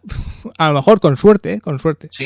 Sí, fíjate, se queda en el titular lo que decíamos antes, pero es que esta desculturización de los medios de comunicación ha hecho que la preparación de muchos periodistas jóvenes a la hora de enfrentarse a obras haga que carezcan de herramientas de análisis de las obras. Sí. Porque para ser periodista cultural, bueno, pues se puede empezar siendo joven, pero desde luego el bagaje que se cobra leyendo, viendo, viajando, yendo al teatro, escuchando música, pues cuanto más escuchas, más lees, más viajas, más sabes. Ahora mismo los periodistas culturales, como precisamente están en esta dinámica del titular y de buscar el impacto dentro de la noticia cultural, carecen de estas herramientas de análisis y por ende pues se empobrece la difusión de la cultura en España. Yo no digo que nosotros la hagamos muy bien. Lo que digo es que me gustaría que lo hiciera muy bien todo el mundo, simplemente que fuera profesional y que hicieran esto que dices tú, un análisis de la película fuera de lo fácil de ver, que es que una Palma de Oro la gana una mujer y que la película trata de un tema X, ¿no? Yo precisamente por eso, para mí en mis entrevistas lo más importante no es el tema, ni son las circunstancias de quien hace la película, sino el texto. Lo que esa película está contando, y no digo a nivel narrativo, digo también a nivel formal. Háblanos de eso que has creado, ¿no? Por eso ahí pongo en el cine que viene siempre el foco. Por eso hablaba antes de las nuevas películas de Neus Ayuso y Chema García Ibarra, porque yo sé que le vas a dedicar en tu espacio, sé que van a tener espacio en Radio Nacional, en algún programa tendrán, pero tengo dudas de qué espacio van a tener en el resto. Obviamente son películas que están producidas seguramente por TV3 y creo que sí que produce también Espíritu Sagrado y van a tener su espacio en esas cadenas autonómicas o locales, pero el resto no van a tener ningún espacio, yo creo, y estoy seguro que alguno le dedicó una pieza cuando ganaron en Locarno, porque quedaba muy bien. Dos películas españolas triunfan en Locarno, pero una vez que las películas llegan, que es lo más importante, que es mucho más importante que ganen premios en festivales, que la gente la puede ver. De repente llega el apagón. Es verdad que el año del descubrimiento de López Carrasco rompió un poco eso y sí que tuvo una repercusión. Pero hablamos de eso, de una pequeña grano de arena en el desierto. Porque realmente cuesta mucho. Y estamos hablando de dos películas que han sido premiadas, porque hay otras películas españolas en off, digamos, fuera del circuito, es que ni a eso pueden aspirar. Por eso estamos hablando de que hay una cierta superficialidad, cuando no invisibilidad, de la información cultural ahora mismo en España. Y lo que tú has dicho, y yo siempre digo una cosa, no estás de acuerdo conmigo, paciencia. La información cultural no necesita exclusivas. Necesita paciencia. O sea, ver la obra, tener a alguien que vea la obra, la analice, hable con los responsables y de ahí sale. Y esa pieza que va a salir va a ser fantástica, seguro. Porque si lo que vas a hacer es decir un titular, es que tampoco merece mucho la pena, ¿no? Sí, totalmente. Sí, bueno, en el caso de Luis López Carrasco, la película, la verdad es que hizo una carrera fulgurante y espectacular. No creo que todo el mundo que haya hablado de ella la haya visto entera y Cierto. Tranquilo, porque bueno, también se creó una espiral virtuosa en torno a esta película que la ha favorecido mucho y la ha hecho muy grande. Pero claro, es que el periodismo cultural, fíjate, cuando se nos da cualquier noticia, es una interpretación de la realidad para contarnos un hecho, un suceso. Cómo ha ido una cumbre, cómo se ha desplomado un edificio en Peñíscola, qué declaraciones ha hecho respecto a ciertos temas un político o qué problema atañe a un barrio concreto en una ciudad concreta. Pero es que con el periodismo cultural la obra está ahí, a la vista de todos. Es decir, que lo bonito es que nosotros podemos contrastar esa información. Yo no puedo saber lo que está pasando en un barrio de Sevilla si leo una noticia sobre una violencia de género o sobre un problema, si ha ocurrido allí, ¿no? No, tengo que creérmelo. Pero en cambio yo puedo acceder a una crítica o una noticia sobre una película y después puedo ver la película y crearme mi propio criterio. Esto diferencia el periodismo cultural ampliamente de cualquier otro tipo de periodismo, ¿no? Y lo hace una especie de comunicación y algo que tú luego como espectador y como receptor de la información puedes contrastar, ¿no? Y eso es algo que la gente no hace y desde luego creo que entre todos los muchos pasatiempos que tenemos, entre ellos mirar redes sociales y frivolizar, pues este sería uno muchísimo más enriquecedor para cada uno. Me gustaría acabar con tu carrera como director, pero antes te pediré una... No acabes con mi carrera como director. Acabar el programa con tu carrera como director. Hacía una broma, ¿no? Porque tu carrera como... Hombre, espero que sea el inicio ahora de tu carrera como director. Bueno, vamos a ver las películas que pueda llegar a hacer de aquí hasta que pueda, sí, hasta que deje de hacerlas. Sí, ahora hablaremos de eso. Pero te pediría ya una reflexión final del futuro. Digamos, hay algo bastante terrible que es esta información a base de tweets, que, bueno, terrible no, porque realmente al final en Twitter es verdad que muchas veces se ocupan de noticias que no se ocupan medios, quiero decir.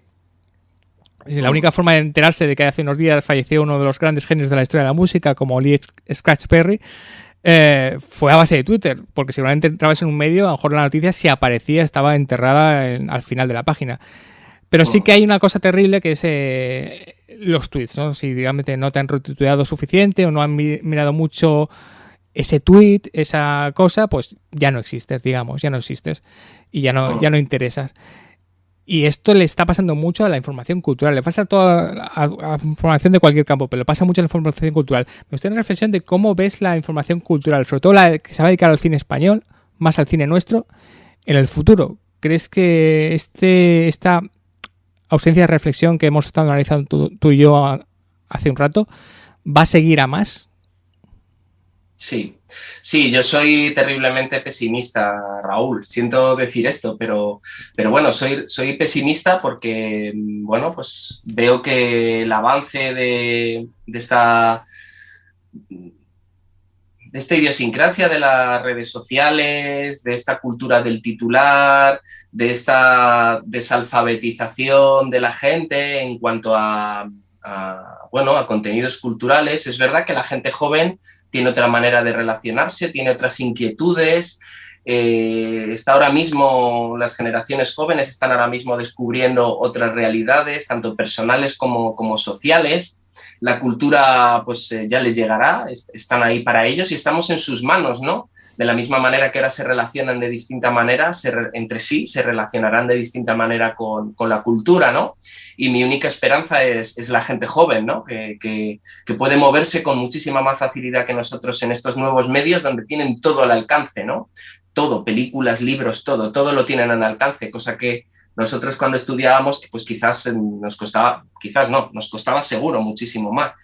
Pero bueno, ¿cómo será la cultura en los medios? Bueno, creo que teniendo en cuenta que el crecimiento que tenemos como sociedad, como planeta, es insostenible, que no podemos mantener este ritmo de vida que llevamos ahora muchos años más, sin esquilmar la tierra o sin causar un montón de daños, porque somos un parásito para la tierra. Teniendo en cuenta eso, una de las mejores medidas para decrecer sería, bueno, pues dejar de consumir productos que estamos hasta ahora consumiendo y empezar a consumir cultura, porque que yo sepa, leer un libro no desgasta a nadie, no hace daño a nadie y hace mucho bien para el que lee.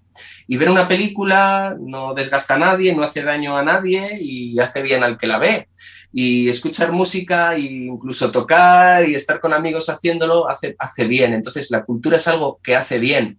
Una vez que nos demos cuenta de que la cultura hace bien y que quien llegue a los medios de comunicación se dé cuenta de que la noticia no es crear iconos, sino profundizar en quien está creando, ¿no?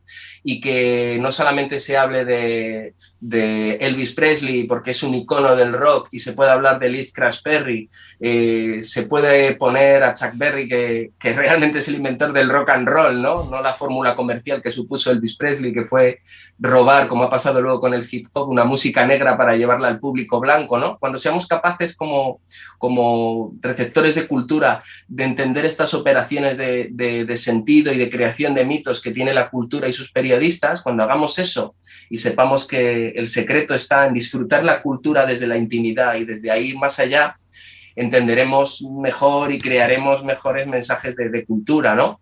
Pero ahora mismo creo que todo eso está en manos de la gente joven y soy terriblemente pesimista, Raúl. Comparto tu pesimismo, aunque yo siempre le doy un crédito a la gente joven y que muchas veces el problema no es de la gente joven, sino es de la gente mayor que está por encima de la gente joven, que no le dejan hacer lo que quieren realmente.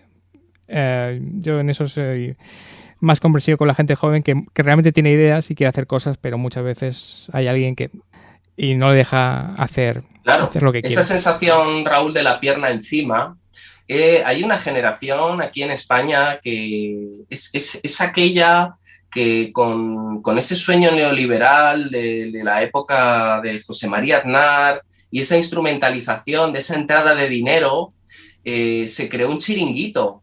Y ese chiringuito es el que ahora nos está diciendo a quienes tenemos iniciativas con los nuevos medios que nos paremos los pies. Sí.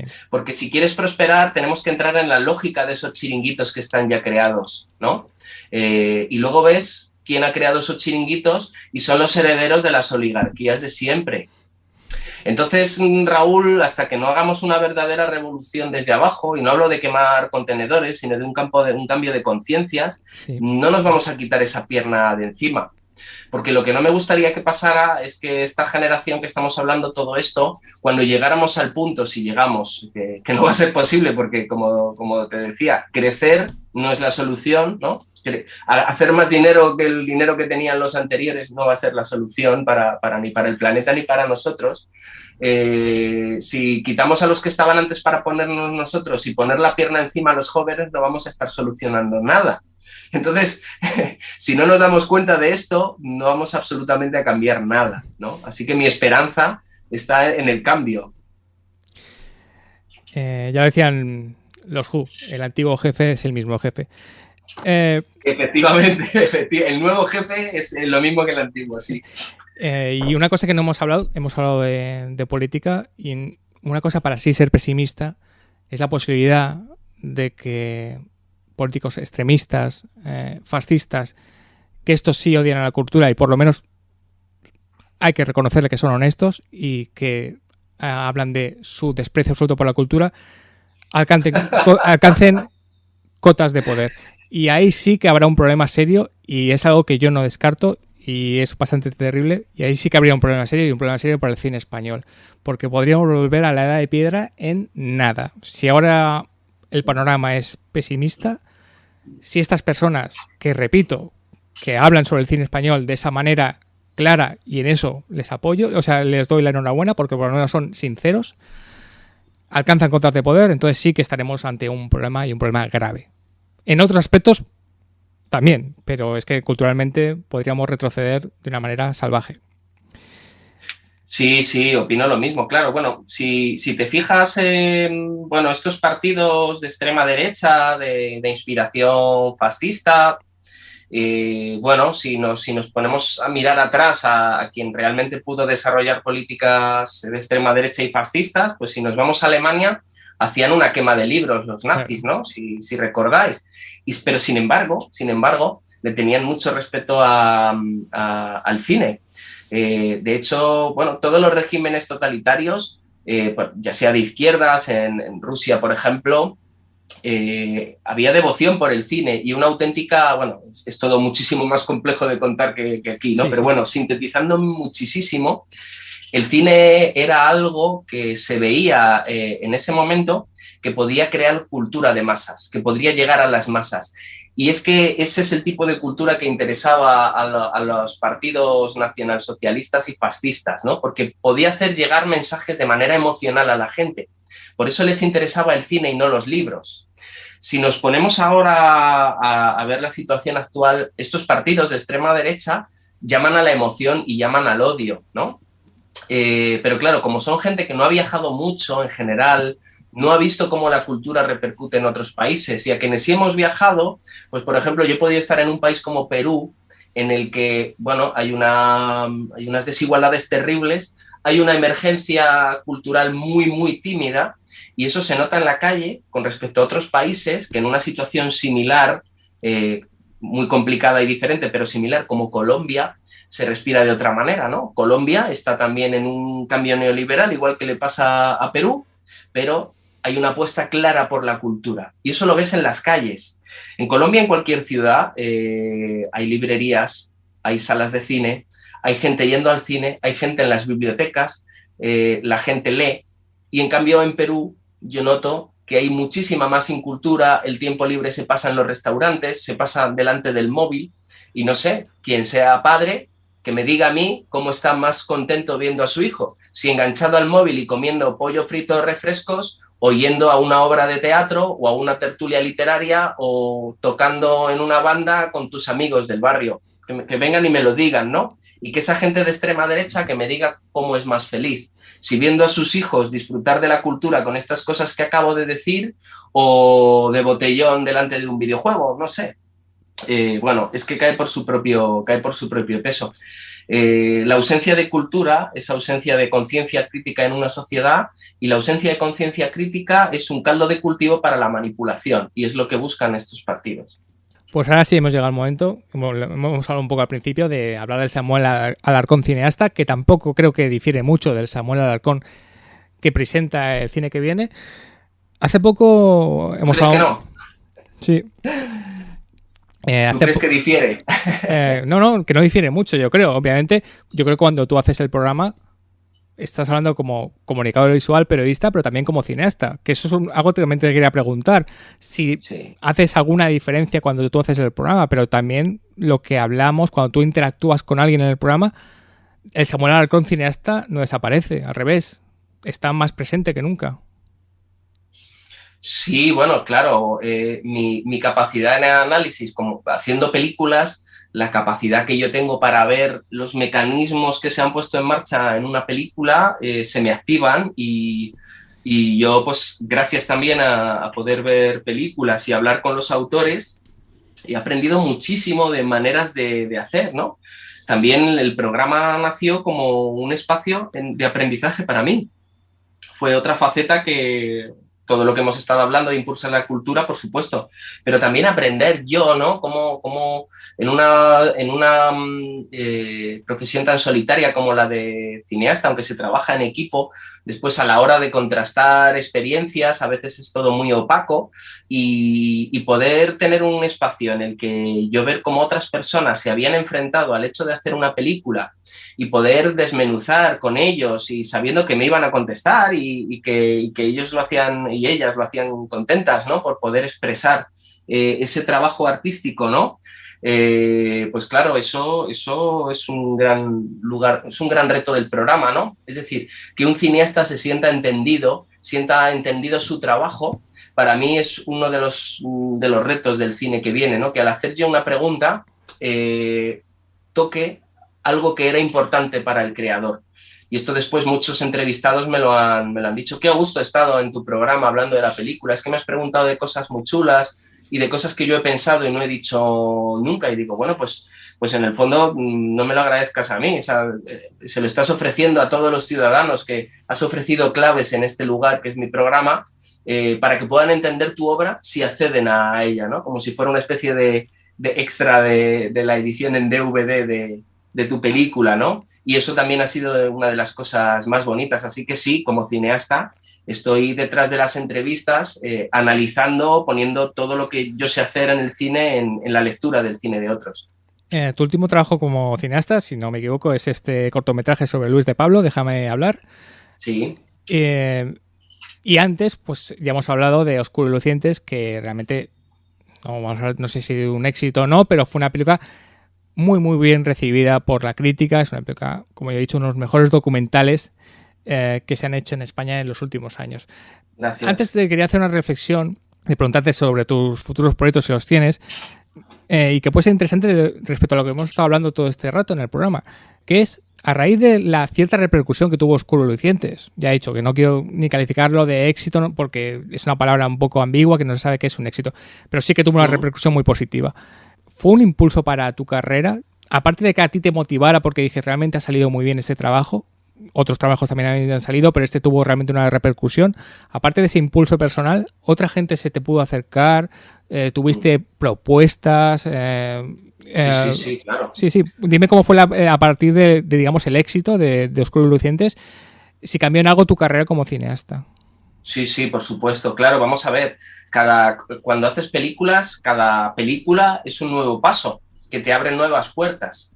Yo como, bueno, pues mi carrera profesional está entre la radio y el cine, como hemos dicho al principio, solo espero que el cine me ayude a la radio y que la radio me ayude al cine y así ir caminando como llevo haciendo estos 15 años, que me dedico a las dos cosas, ¿no?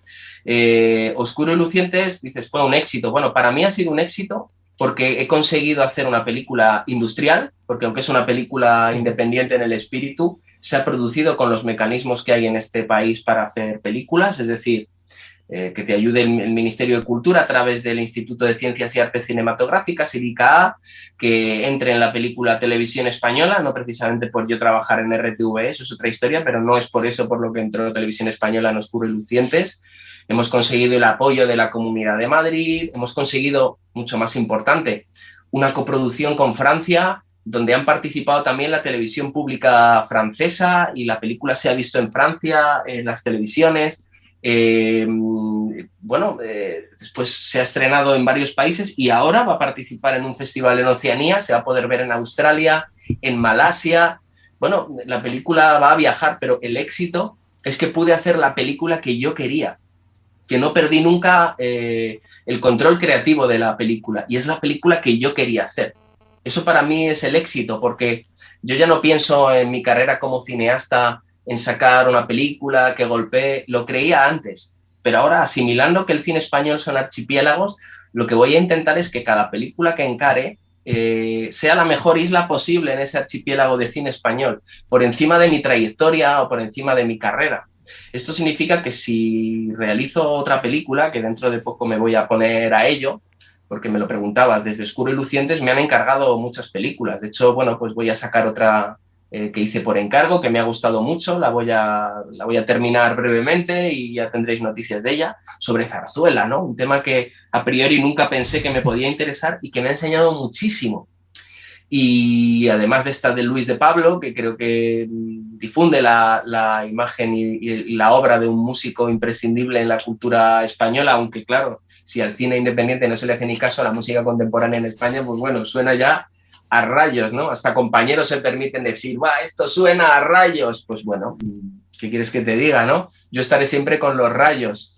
La siguiente película que haga, yo espero que me repercuta en la radio como me ha repercutido Oscuro y Lucientes, que me ha permitido dar a conocer que soy capaz de hacer guiones, y por eso he podido entrar en un programa como Documentos, ¿no? Así de exigente.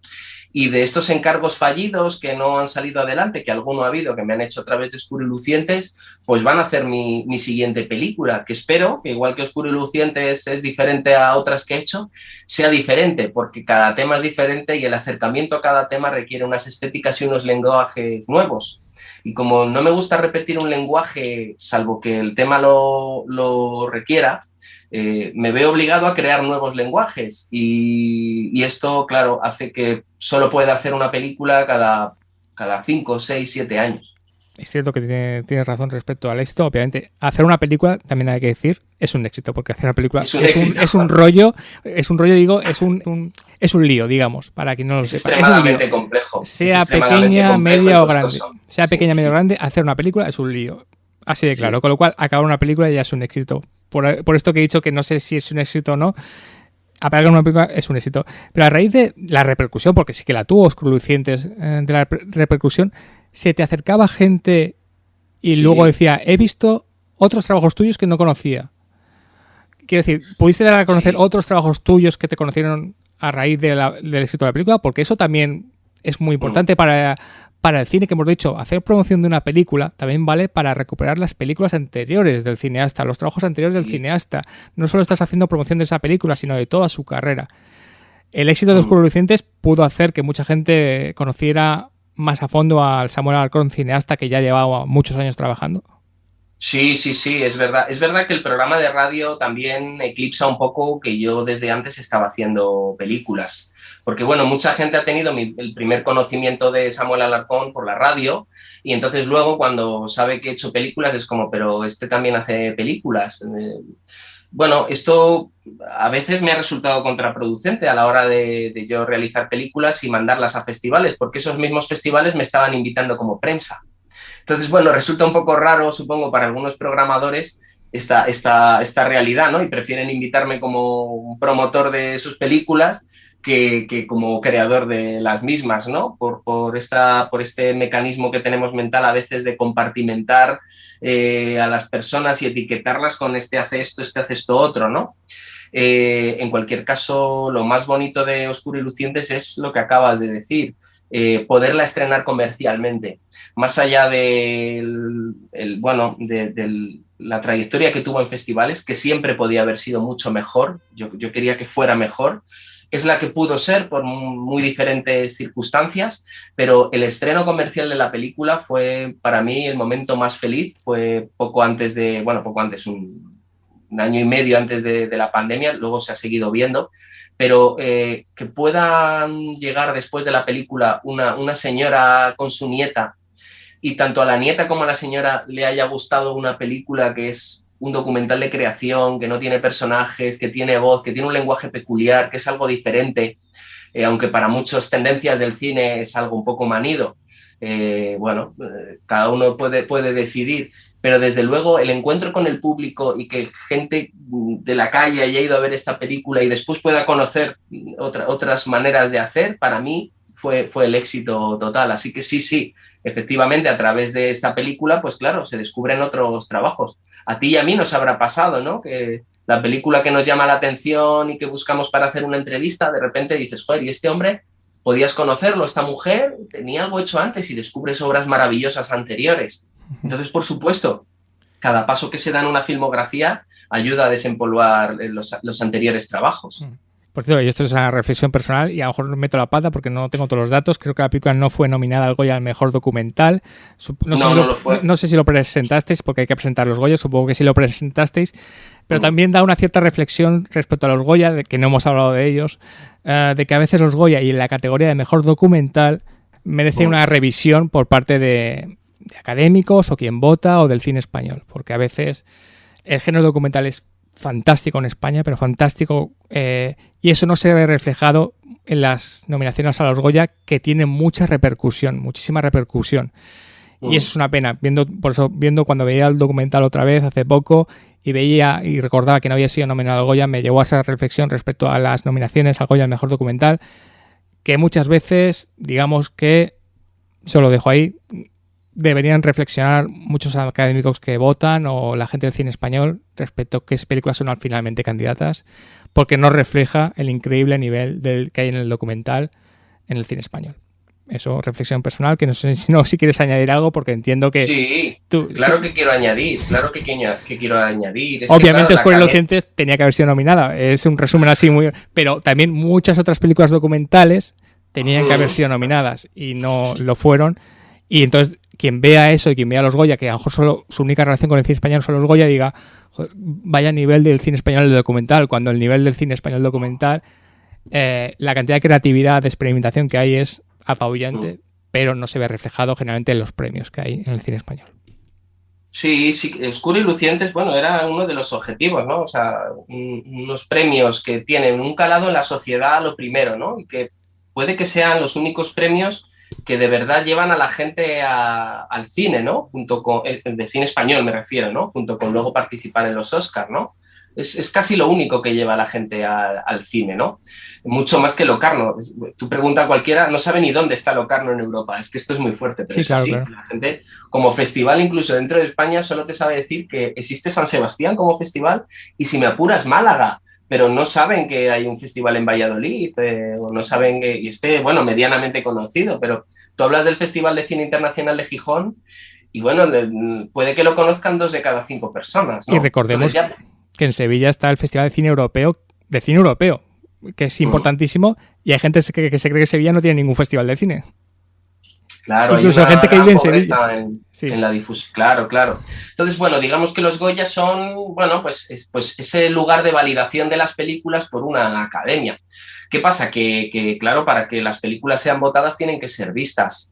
Y el documental en la Academia de Cine, recordemos que la Academia de Cine no es un ente sin rostro, lo forman los profesionales del cine y son ellos los que votan, porque son académicos, y antiguamente recibían los DVDs de las películas pues para verlas. Y hoy hay unas claves para poderte meter online y están todas las películas ahí disponibles. Por eso los premios también de la Academia de Cine Español se hacen en febrero o marzo, porque en invierno pues la gente sale menos, o igual rueda menos y tiene más tiempo para ver películas, ¿no?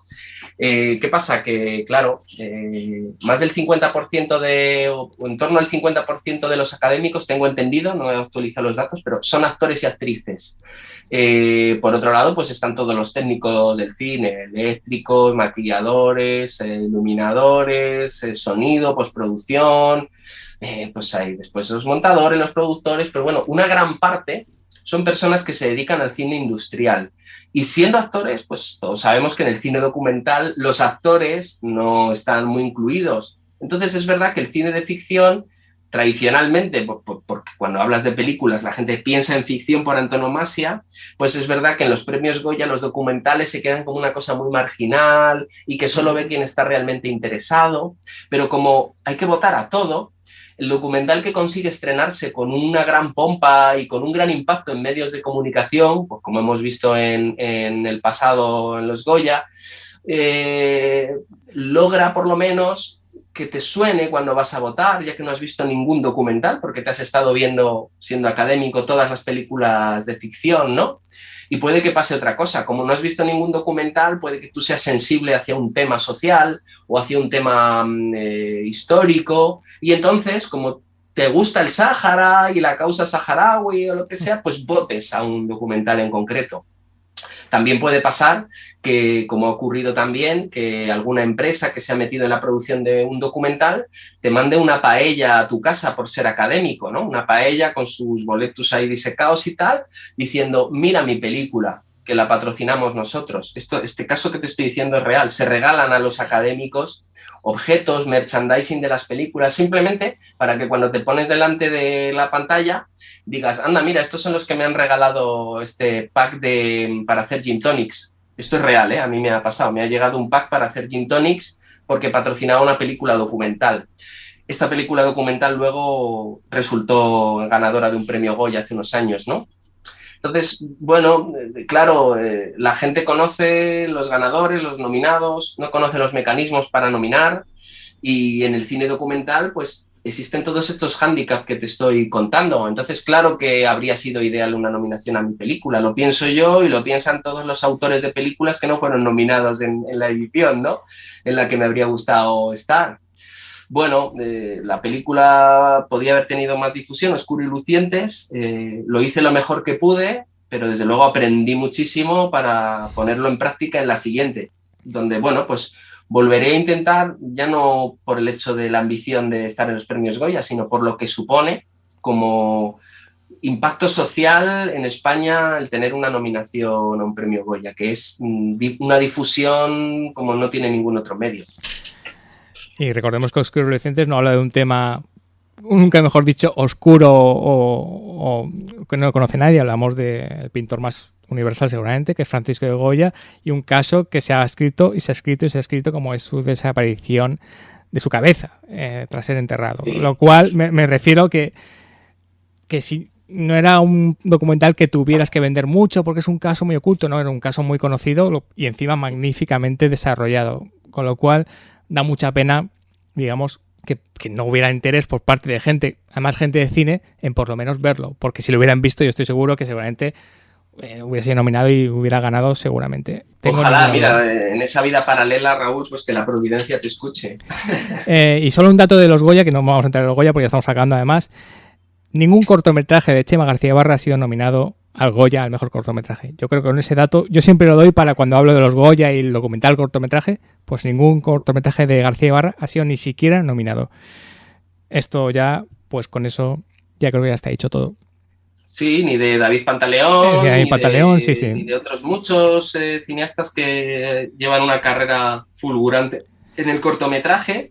Y bueno, pero con el cortometraje ocurre un poco lo mismo que con el documental, ¿no? Sí. Toda la fuerza se la llevan las películas de ficción, y cuanto mayor charming tenga a nivel profesional, personal, la gente que ha hecho la película, pues más posibilidades. Si tu película es vasca, pues tienes más posibilidades, porque la industria vasca tiene mucha mano en la academia, pues son flujos profesionales y personales que se le escapan a la gente, ¿no? Pero que están ahí y operan.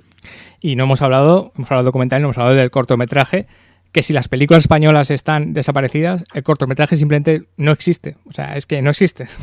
Simplemente se le puede dedicar un espacio, a lo mejor, si tienes mucha suerte y si les apetece o tienen espacio, al Festival de Alcalá de Henares por su importancia. Pero a partir de ahí ya no hay cortometrajes en España. Cuando recordemos que el cortometraje es una película igual que un largometraje. Que también eso sería para reflexionar largamente sobre el vacío que hay hacia el mundo del cortometraje. Efectivamente. Ha habido épocas que en la televisión se han podido ver cortos. Sí, la época de Canal Plus, sí. se vuelve a hablar de que se puede proyectar un cortometraje delante de un largo y tal. Bueno, no se acaba de hacer. Y bueno, pues ahí está el cortometraje. Hay algunos cineastas que lo reivindican, que vuelven al cortometraje, no precisamente indies totalmente, ¿no? Sino metidos en el cine industrial, sí, como es Daniel Arévalo. Cobeaga, sí. Cobeaga, efectivamente, vuelven al corto, pues como medio de expresión, como si un escritor pues decide hacer un novelista decide hacer un libro de cuentos, ¿no? O escribir un cuento, pues bueno, pues ahí están, pero vamos, siempre van a ser el eterno campo de pruebas para saltar al largo, y así es visto y así es consumido. Cortometraje, mediometraje, animación y documentales. Digamos que la dificultad que tienen estos géneros es que es imposible en cuanto a promoción del cine español en España. De esto llevamos hablando un buen rato, Samuel y yo. Y ya para finalizar, ya has hablado de tu próximo proyecto, que es un proyecto sobre la zarzuela. La próxima película no tardará mucho, ¿no? Bueno, yo llevo unos años pensando qué película hacer, estudiando, y ya tengo el tema, tengo pensado ya un poco el dispositivo, y ahora es el momento en el que me estoy empezando a documentar específicamente, ese momento que ha tardado 4 años en llegar. Para mí es difícil saber en qué película meterme, y bueno, ya sé en qué película meterme, todavía sería un poco pronto para hablar de ella, tengo que seguir pensando mucho en ella, imaginándola, y poco a poco empezar a hacerla, y para ello, pues bueno, tendré que dedicarme en cuerpo y alma, y trataré de rebajar un poco mis cargas laborales en otras cosas, y tratar de volcarlas aquí, porque requiere muchísimo esfuerzo, como hablábamos. No puedes anunciar el tema, obviamente, eso lo entiendo, pero... Bueno, voy a hablar de cultura española, y voy a hablar de cultura española en el siglo XX. Vale. Me gustaría, pero mira, cuando tenga algo más, Raúl, que pueda contar, te lo contaré a ti. Y yo te invitaré cuando ya, como hemos dicho, haremos las cosas bien, como lo hemos dicho todo el programa. Veré la película, haremos un análisis juntos y la comentaremos juntos. Pero ya, no sé si, para que la gente lo sepa, cómo funciona, es muy interesante que te tengamos aquí, porque a lo mejor la gente no sabe cómo se produce una película española independiente o de muy bajo presupuesto. ¿Ya has empezado a mover con productoras pequeñas, alguna distribuidora, con gente, a empezar a hablar de ella? Ya empiezas a mover, ¿no? Sí. Porque esto hemos dicho que es una carrera de muy, muy largo recorrido. Sí. Yo tengo la suerte de que, bueno, pues como ya mi última película es más conocida, pues algunos productores se han acercado para trabajar conmigo. Yo me he acercado también a otros que me han interesado. Y bueno, pues no se parte de 0-0. Es decir, yo ahora hago una llamada o llamo a una puerta, y no es como antes, que no tenía nada que me respaldara, ¿no? Pues ahora pues recibo atención, por lo menos para escuchar, ¿no? Y sí, ya tengo productores que están esperando esta película afortunadamente, ¿no? Para llevarla a cabo, ¿no? Y ahora ya es una cuestión de trabajar la idea, que es, bueno, de lo más difícil. Lo otro más difícil, que es encontrar un productor que crea en tus ideas, pues bueno, ya lo tengo. Ahora falta la otra parte, que es trabajar y dar lo mejor de mí mismo, y sobre todo pues para darle a la película lo que necesita para existir, si merece existir. Eso lo sabes en cuanto te pones a trabajar encima del asunto directamente. No sé qué es más difícil, si tener la idea o llevarla a cabo. Bueno, son dos dificultades diferentes, ¿no? ¿Qué es más difícil? ¿Saber dónde quieres viajar o viajar al sitio, no? Bueno, parece que imaginar siempre es más fácil porque no requiere un esfuerzo físico, pero ambas labores tienen su dificultad y son dos planos en los que hay que estar trabajando constantemente. Bueno, tenemos a Samuel Alarcón, así que vamos a despedir el programa. Conductor del Cine que Viene en Radio 5, los viernes a las 6, pero bueno, tenéis todos los programas en formato podcast por si queréis descargarlo, y si queréis saber más de la obra como del Samuel Alarcón cineasta, aunque ya hemos dicho que el Samuel Alarcón cineasta y comunicador es el mismo, por eso si queréis ver las obras de Samuel Alarcón, pues podéis ir a Vimeo, en Plat TV, y Oscurolucientes, que es este grandísimo documental de Samuel, lo tenéis en Filmin. Samuel, ha sido un placer tenerte este rato y que nos hayas iluminado sobre cómo es informar sobre este cine español independiente a toda España y cómo hacer, digamos, en resumen, visible lo que es invisible. Pues muchas gracias, Raúl, y bueno, quiero poner en valor tu trabajo pues al frente de este programa, que tiene ya muchísimas ediciones y que tocas muchísimos temas diferentes dentro del cine, como a tu trabajo literario, y que estés siempre atento a estas películas pequeñas que necesitan no solo el empuje de los medios de comunicación grandes, sino también de los medios de comunicación pequeños y creados con amor y cariño como haces este programa. Bueno, ha sido un placer, Samuel, y que el próximo programa sea este nuevo trabajo que ya tengo muchas ganas de ver. A vosotros, gracias, Samuel, y a vosotros os despido. Hasta el próximo programa.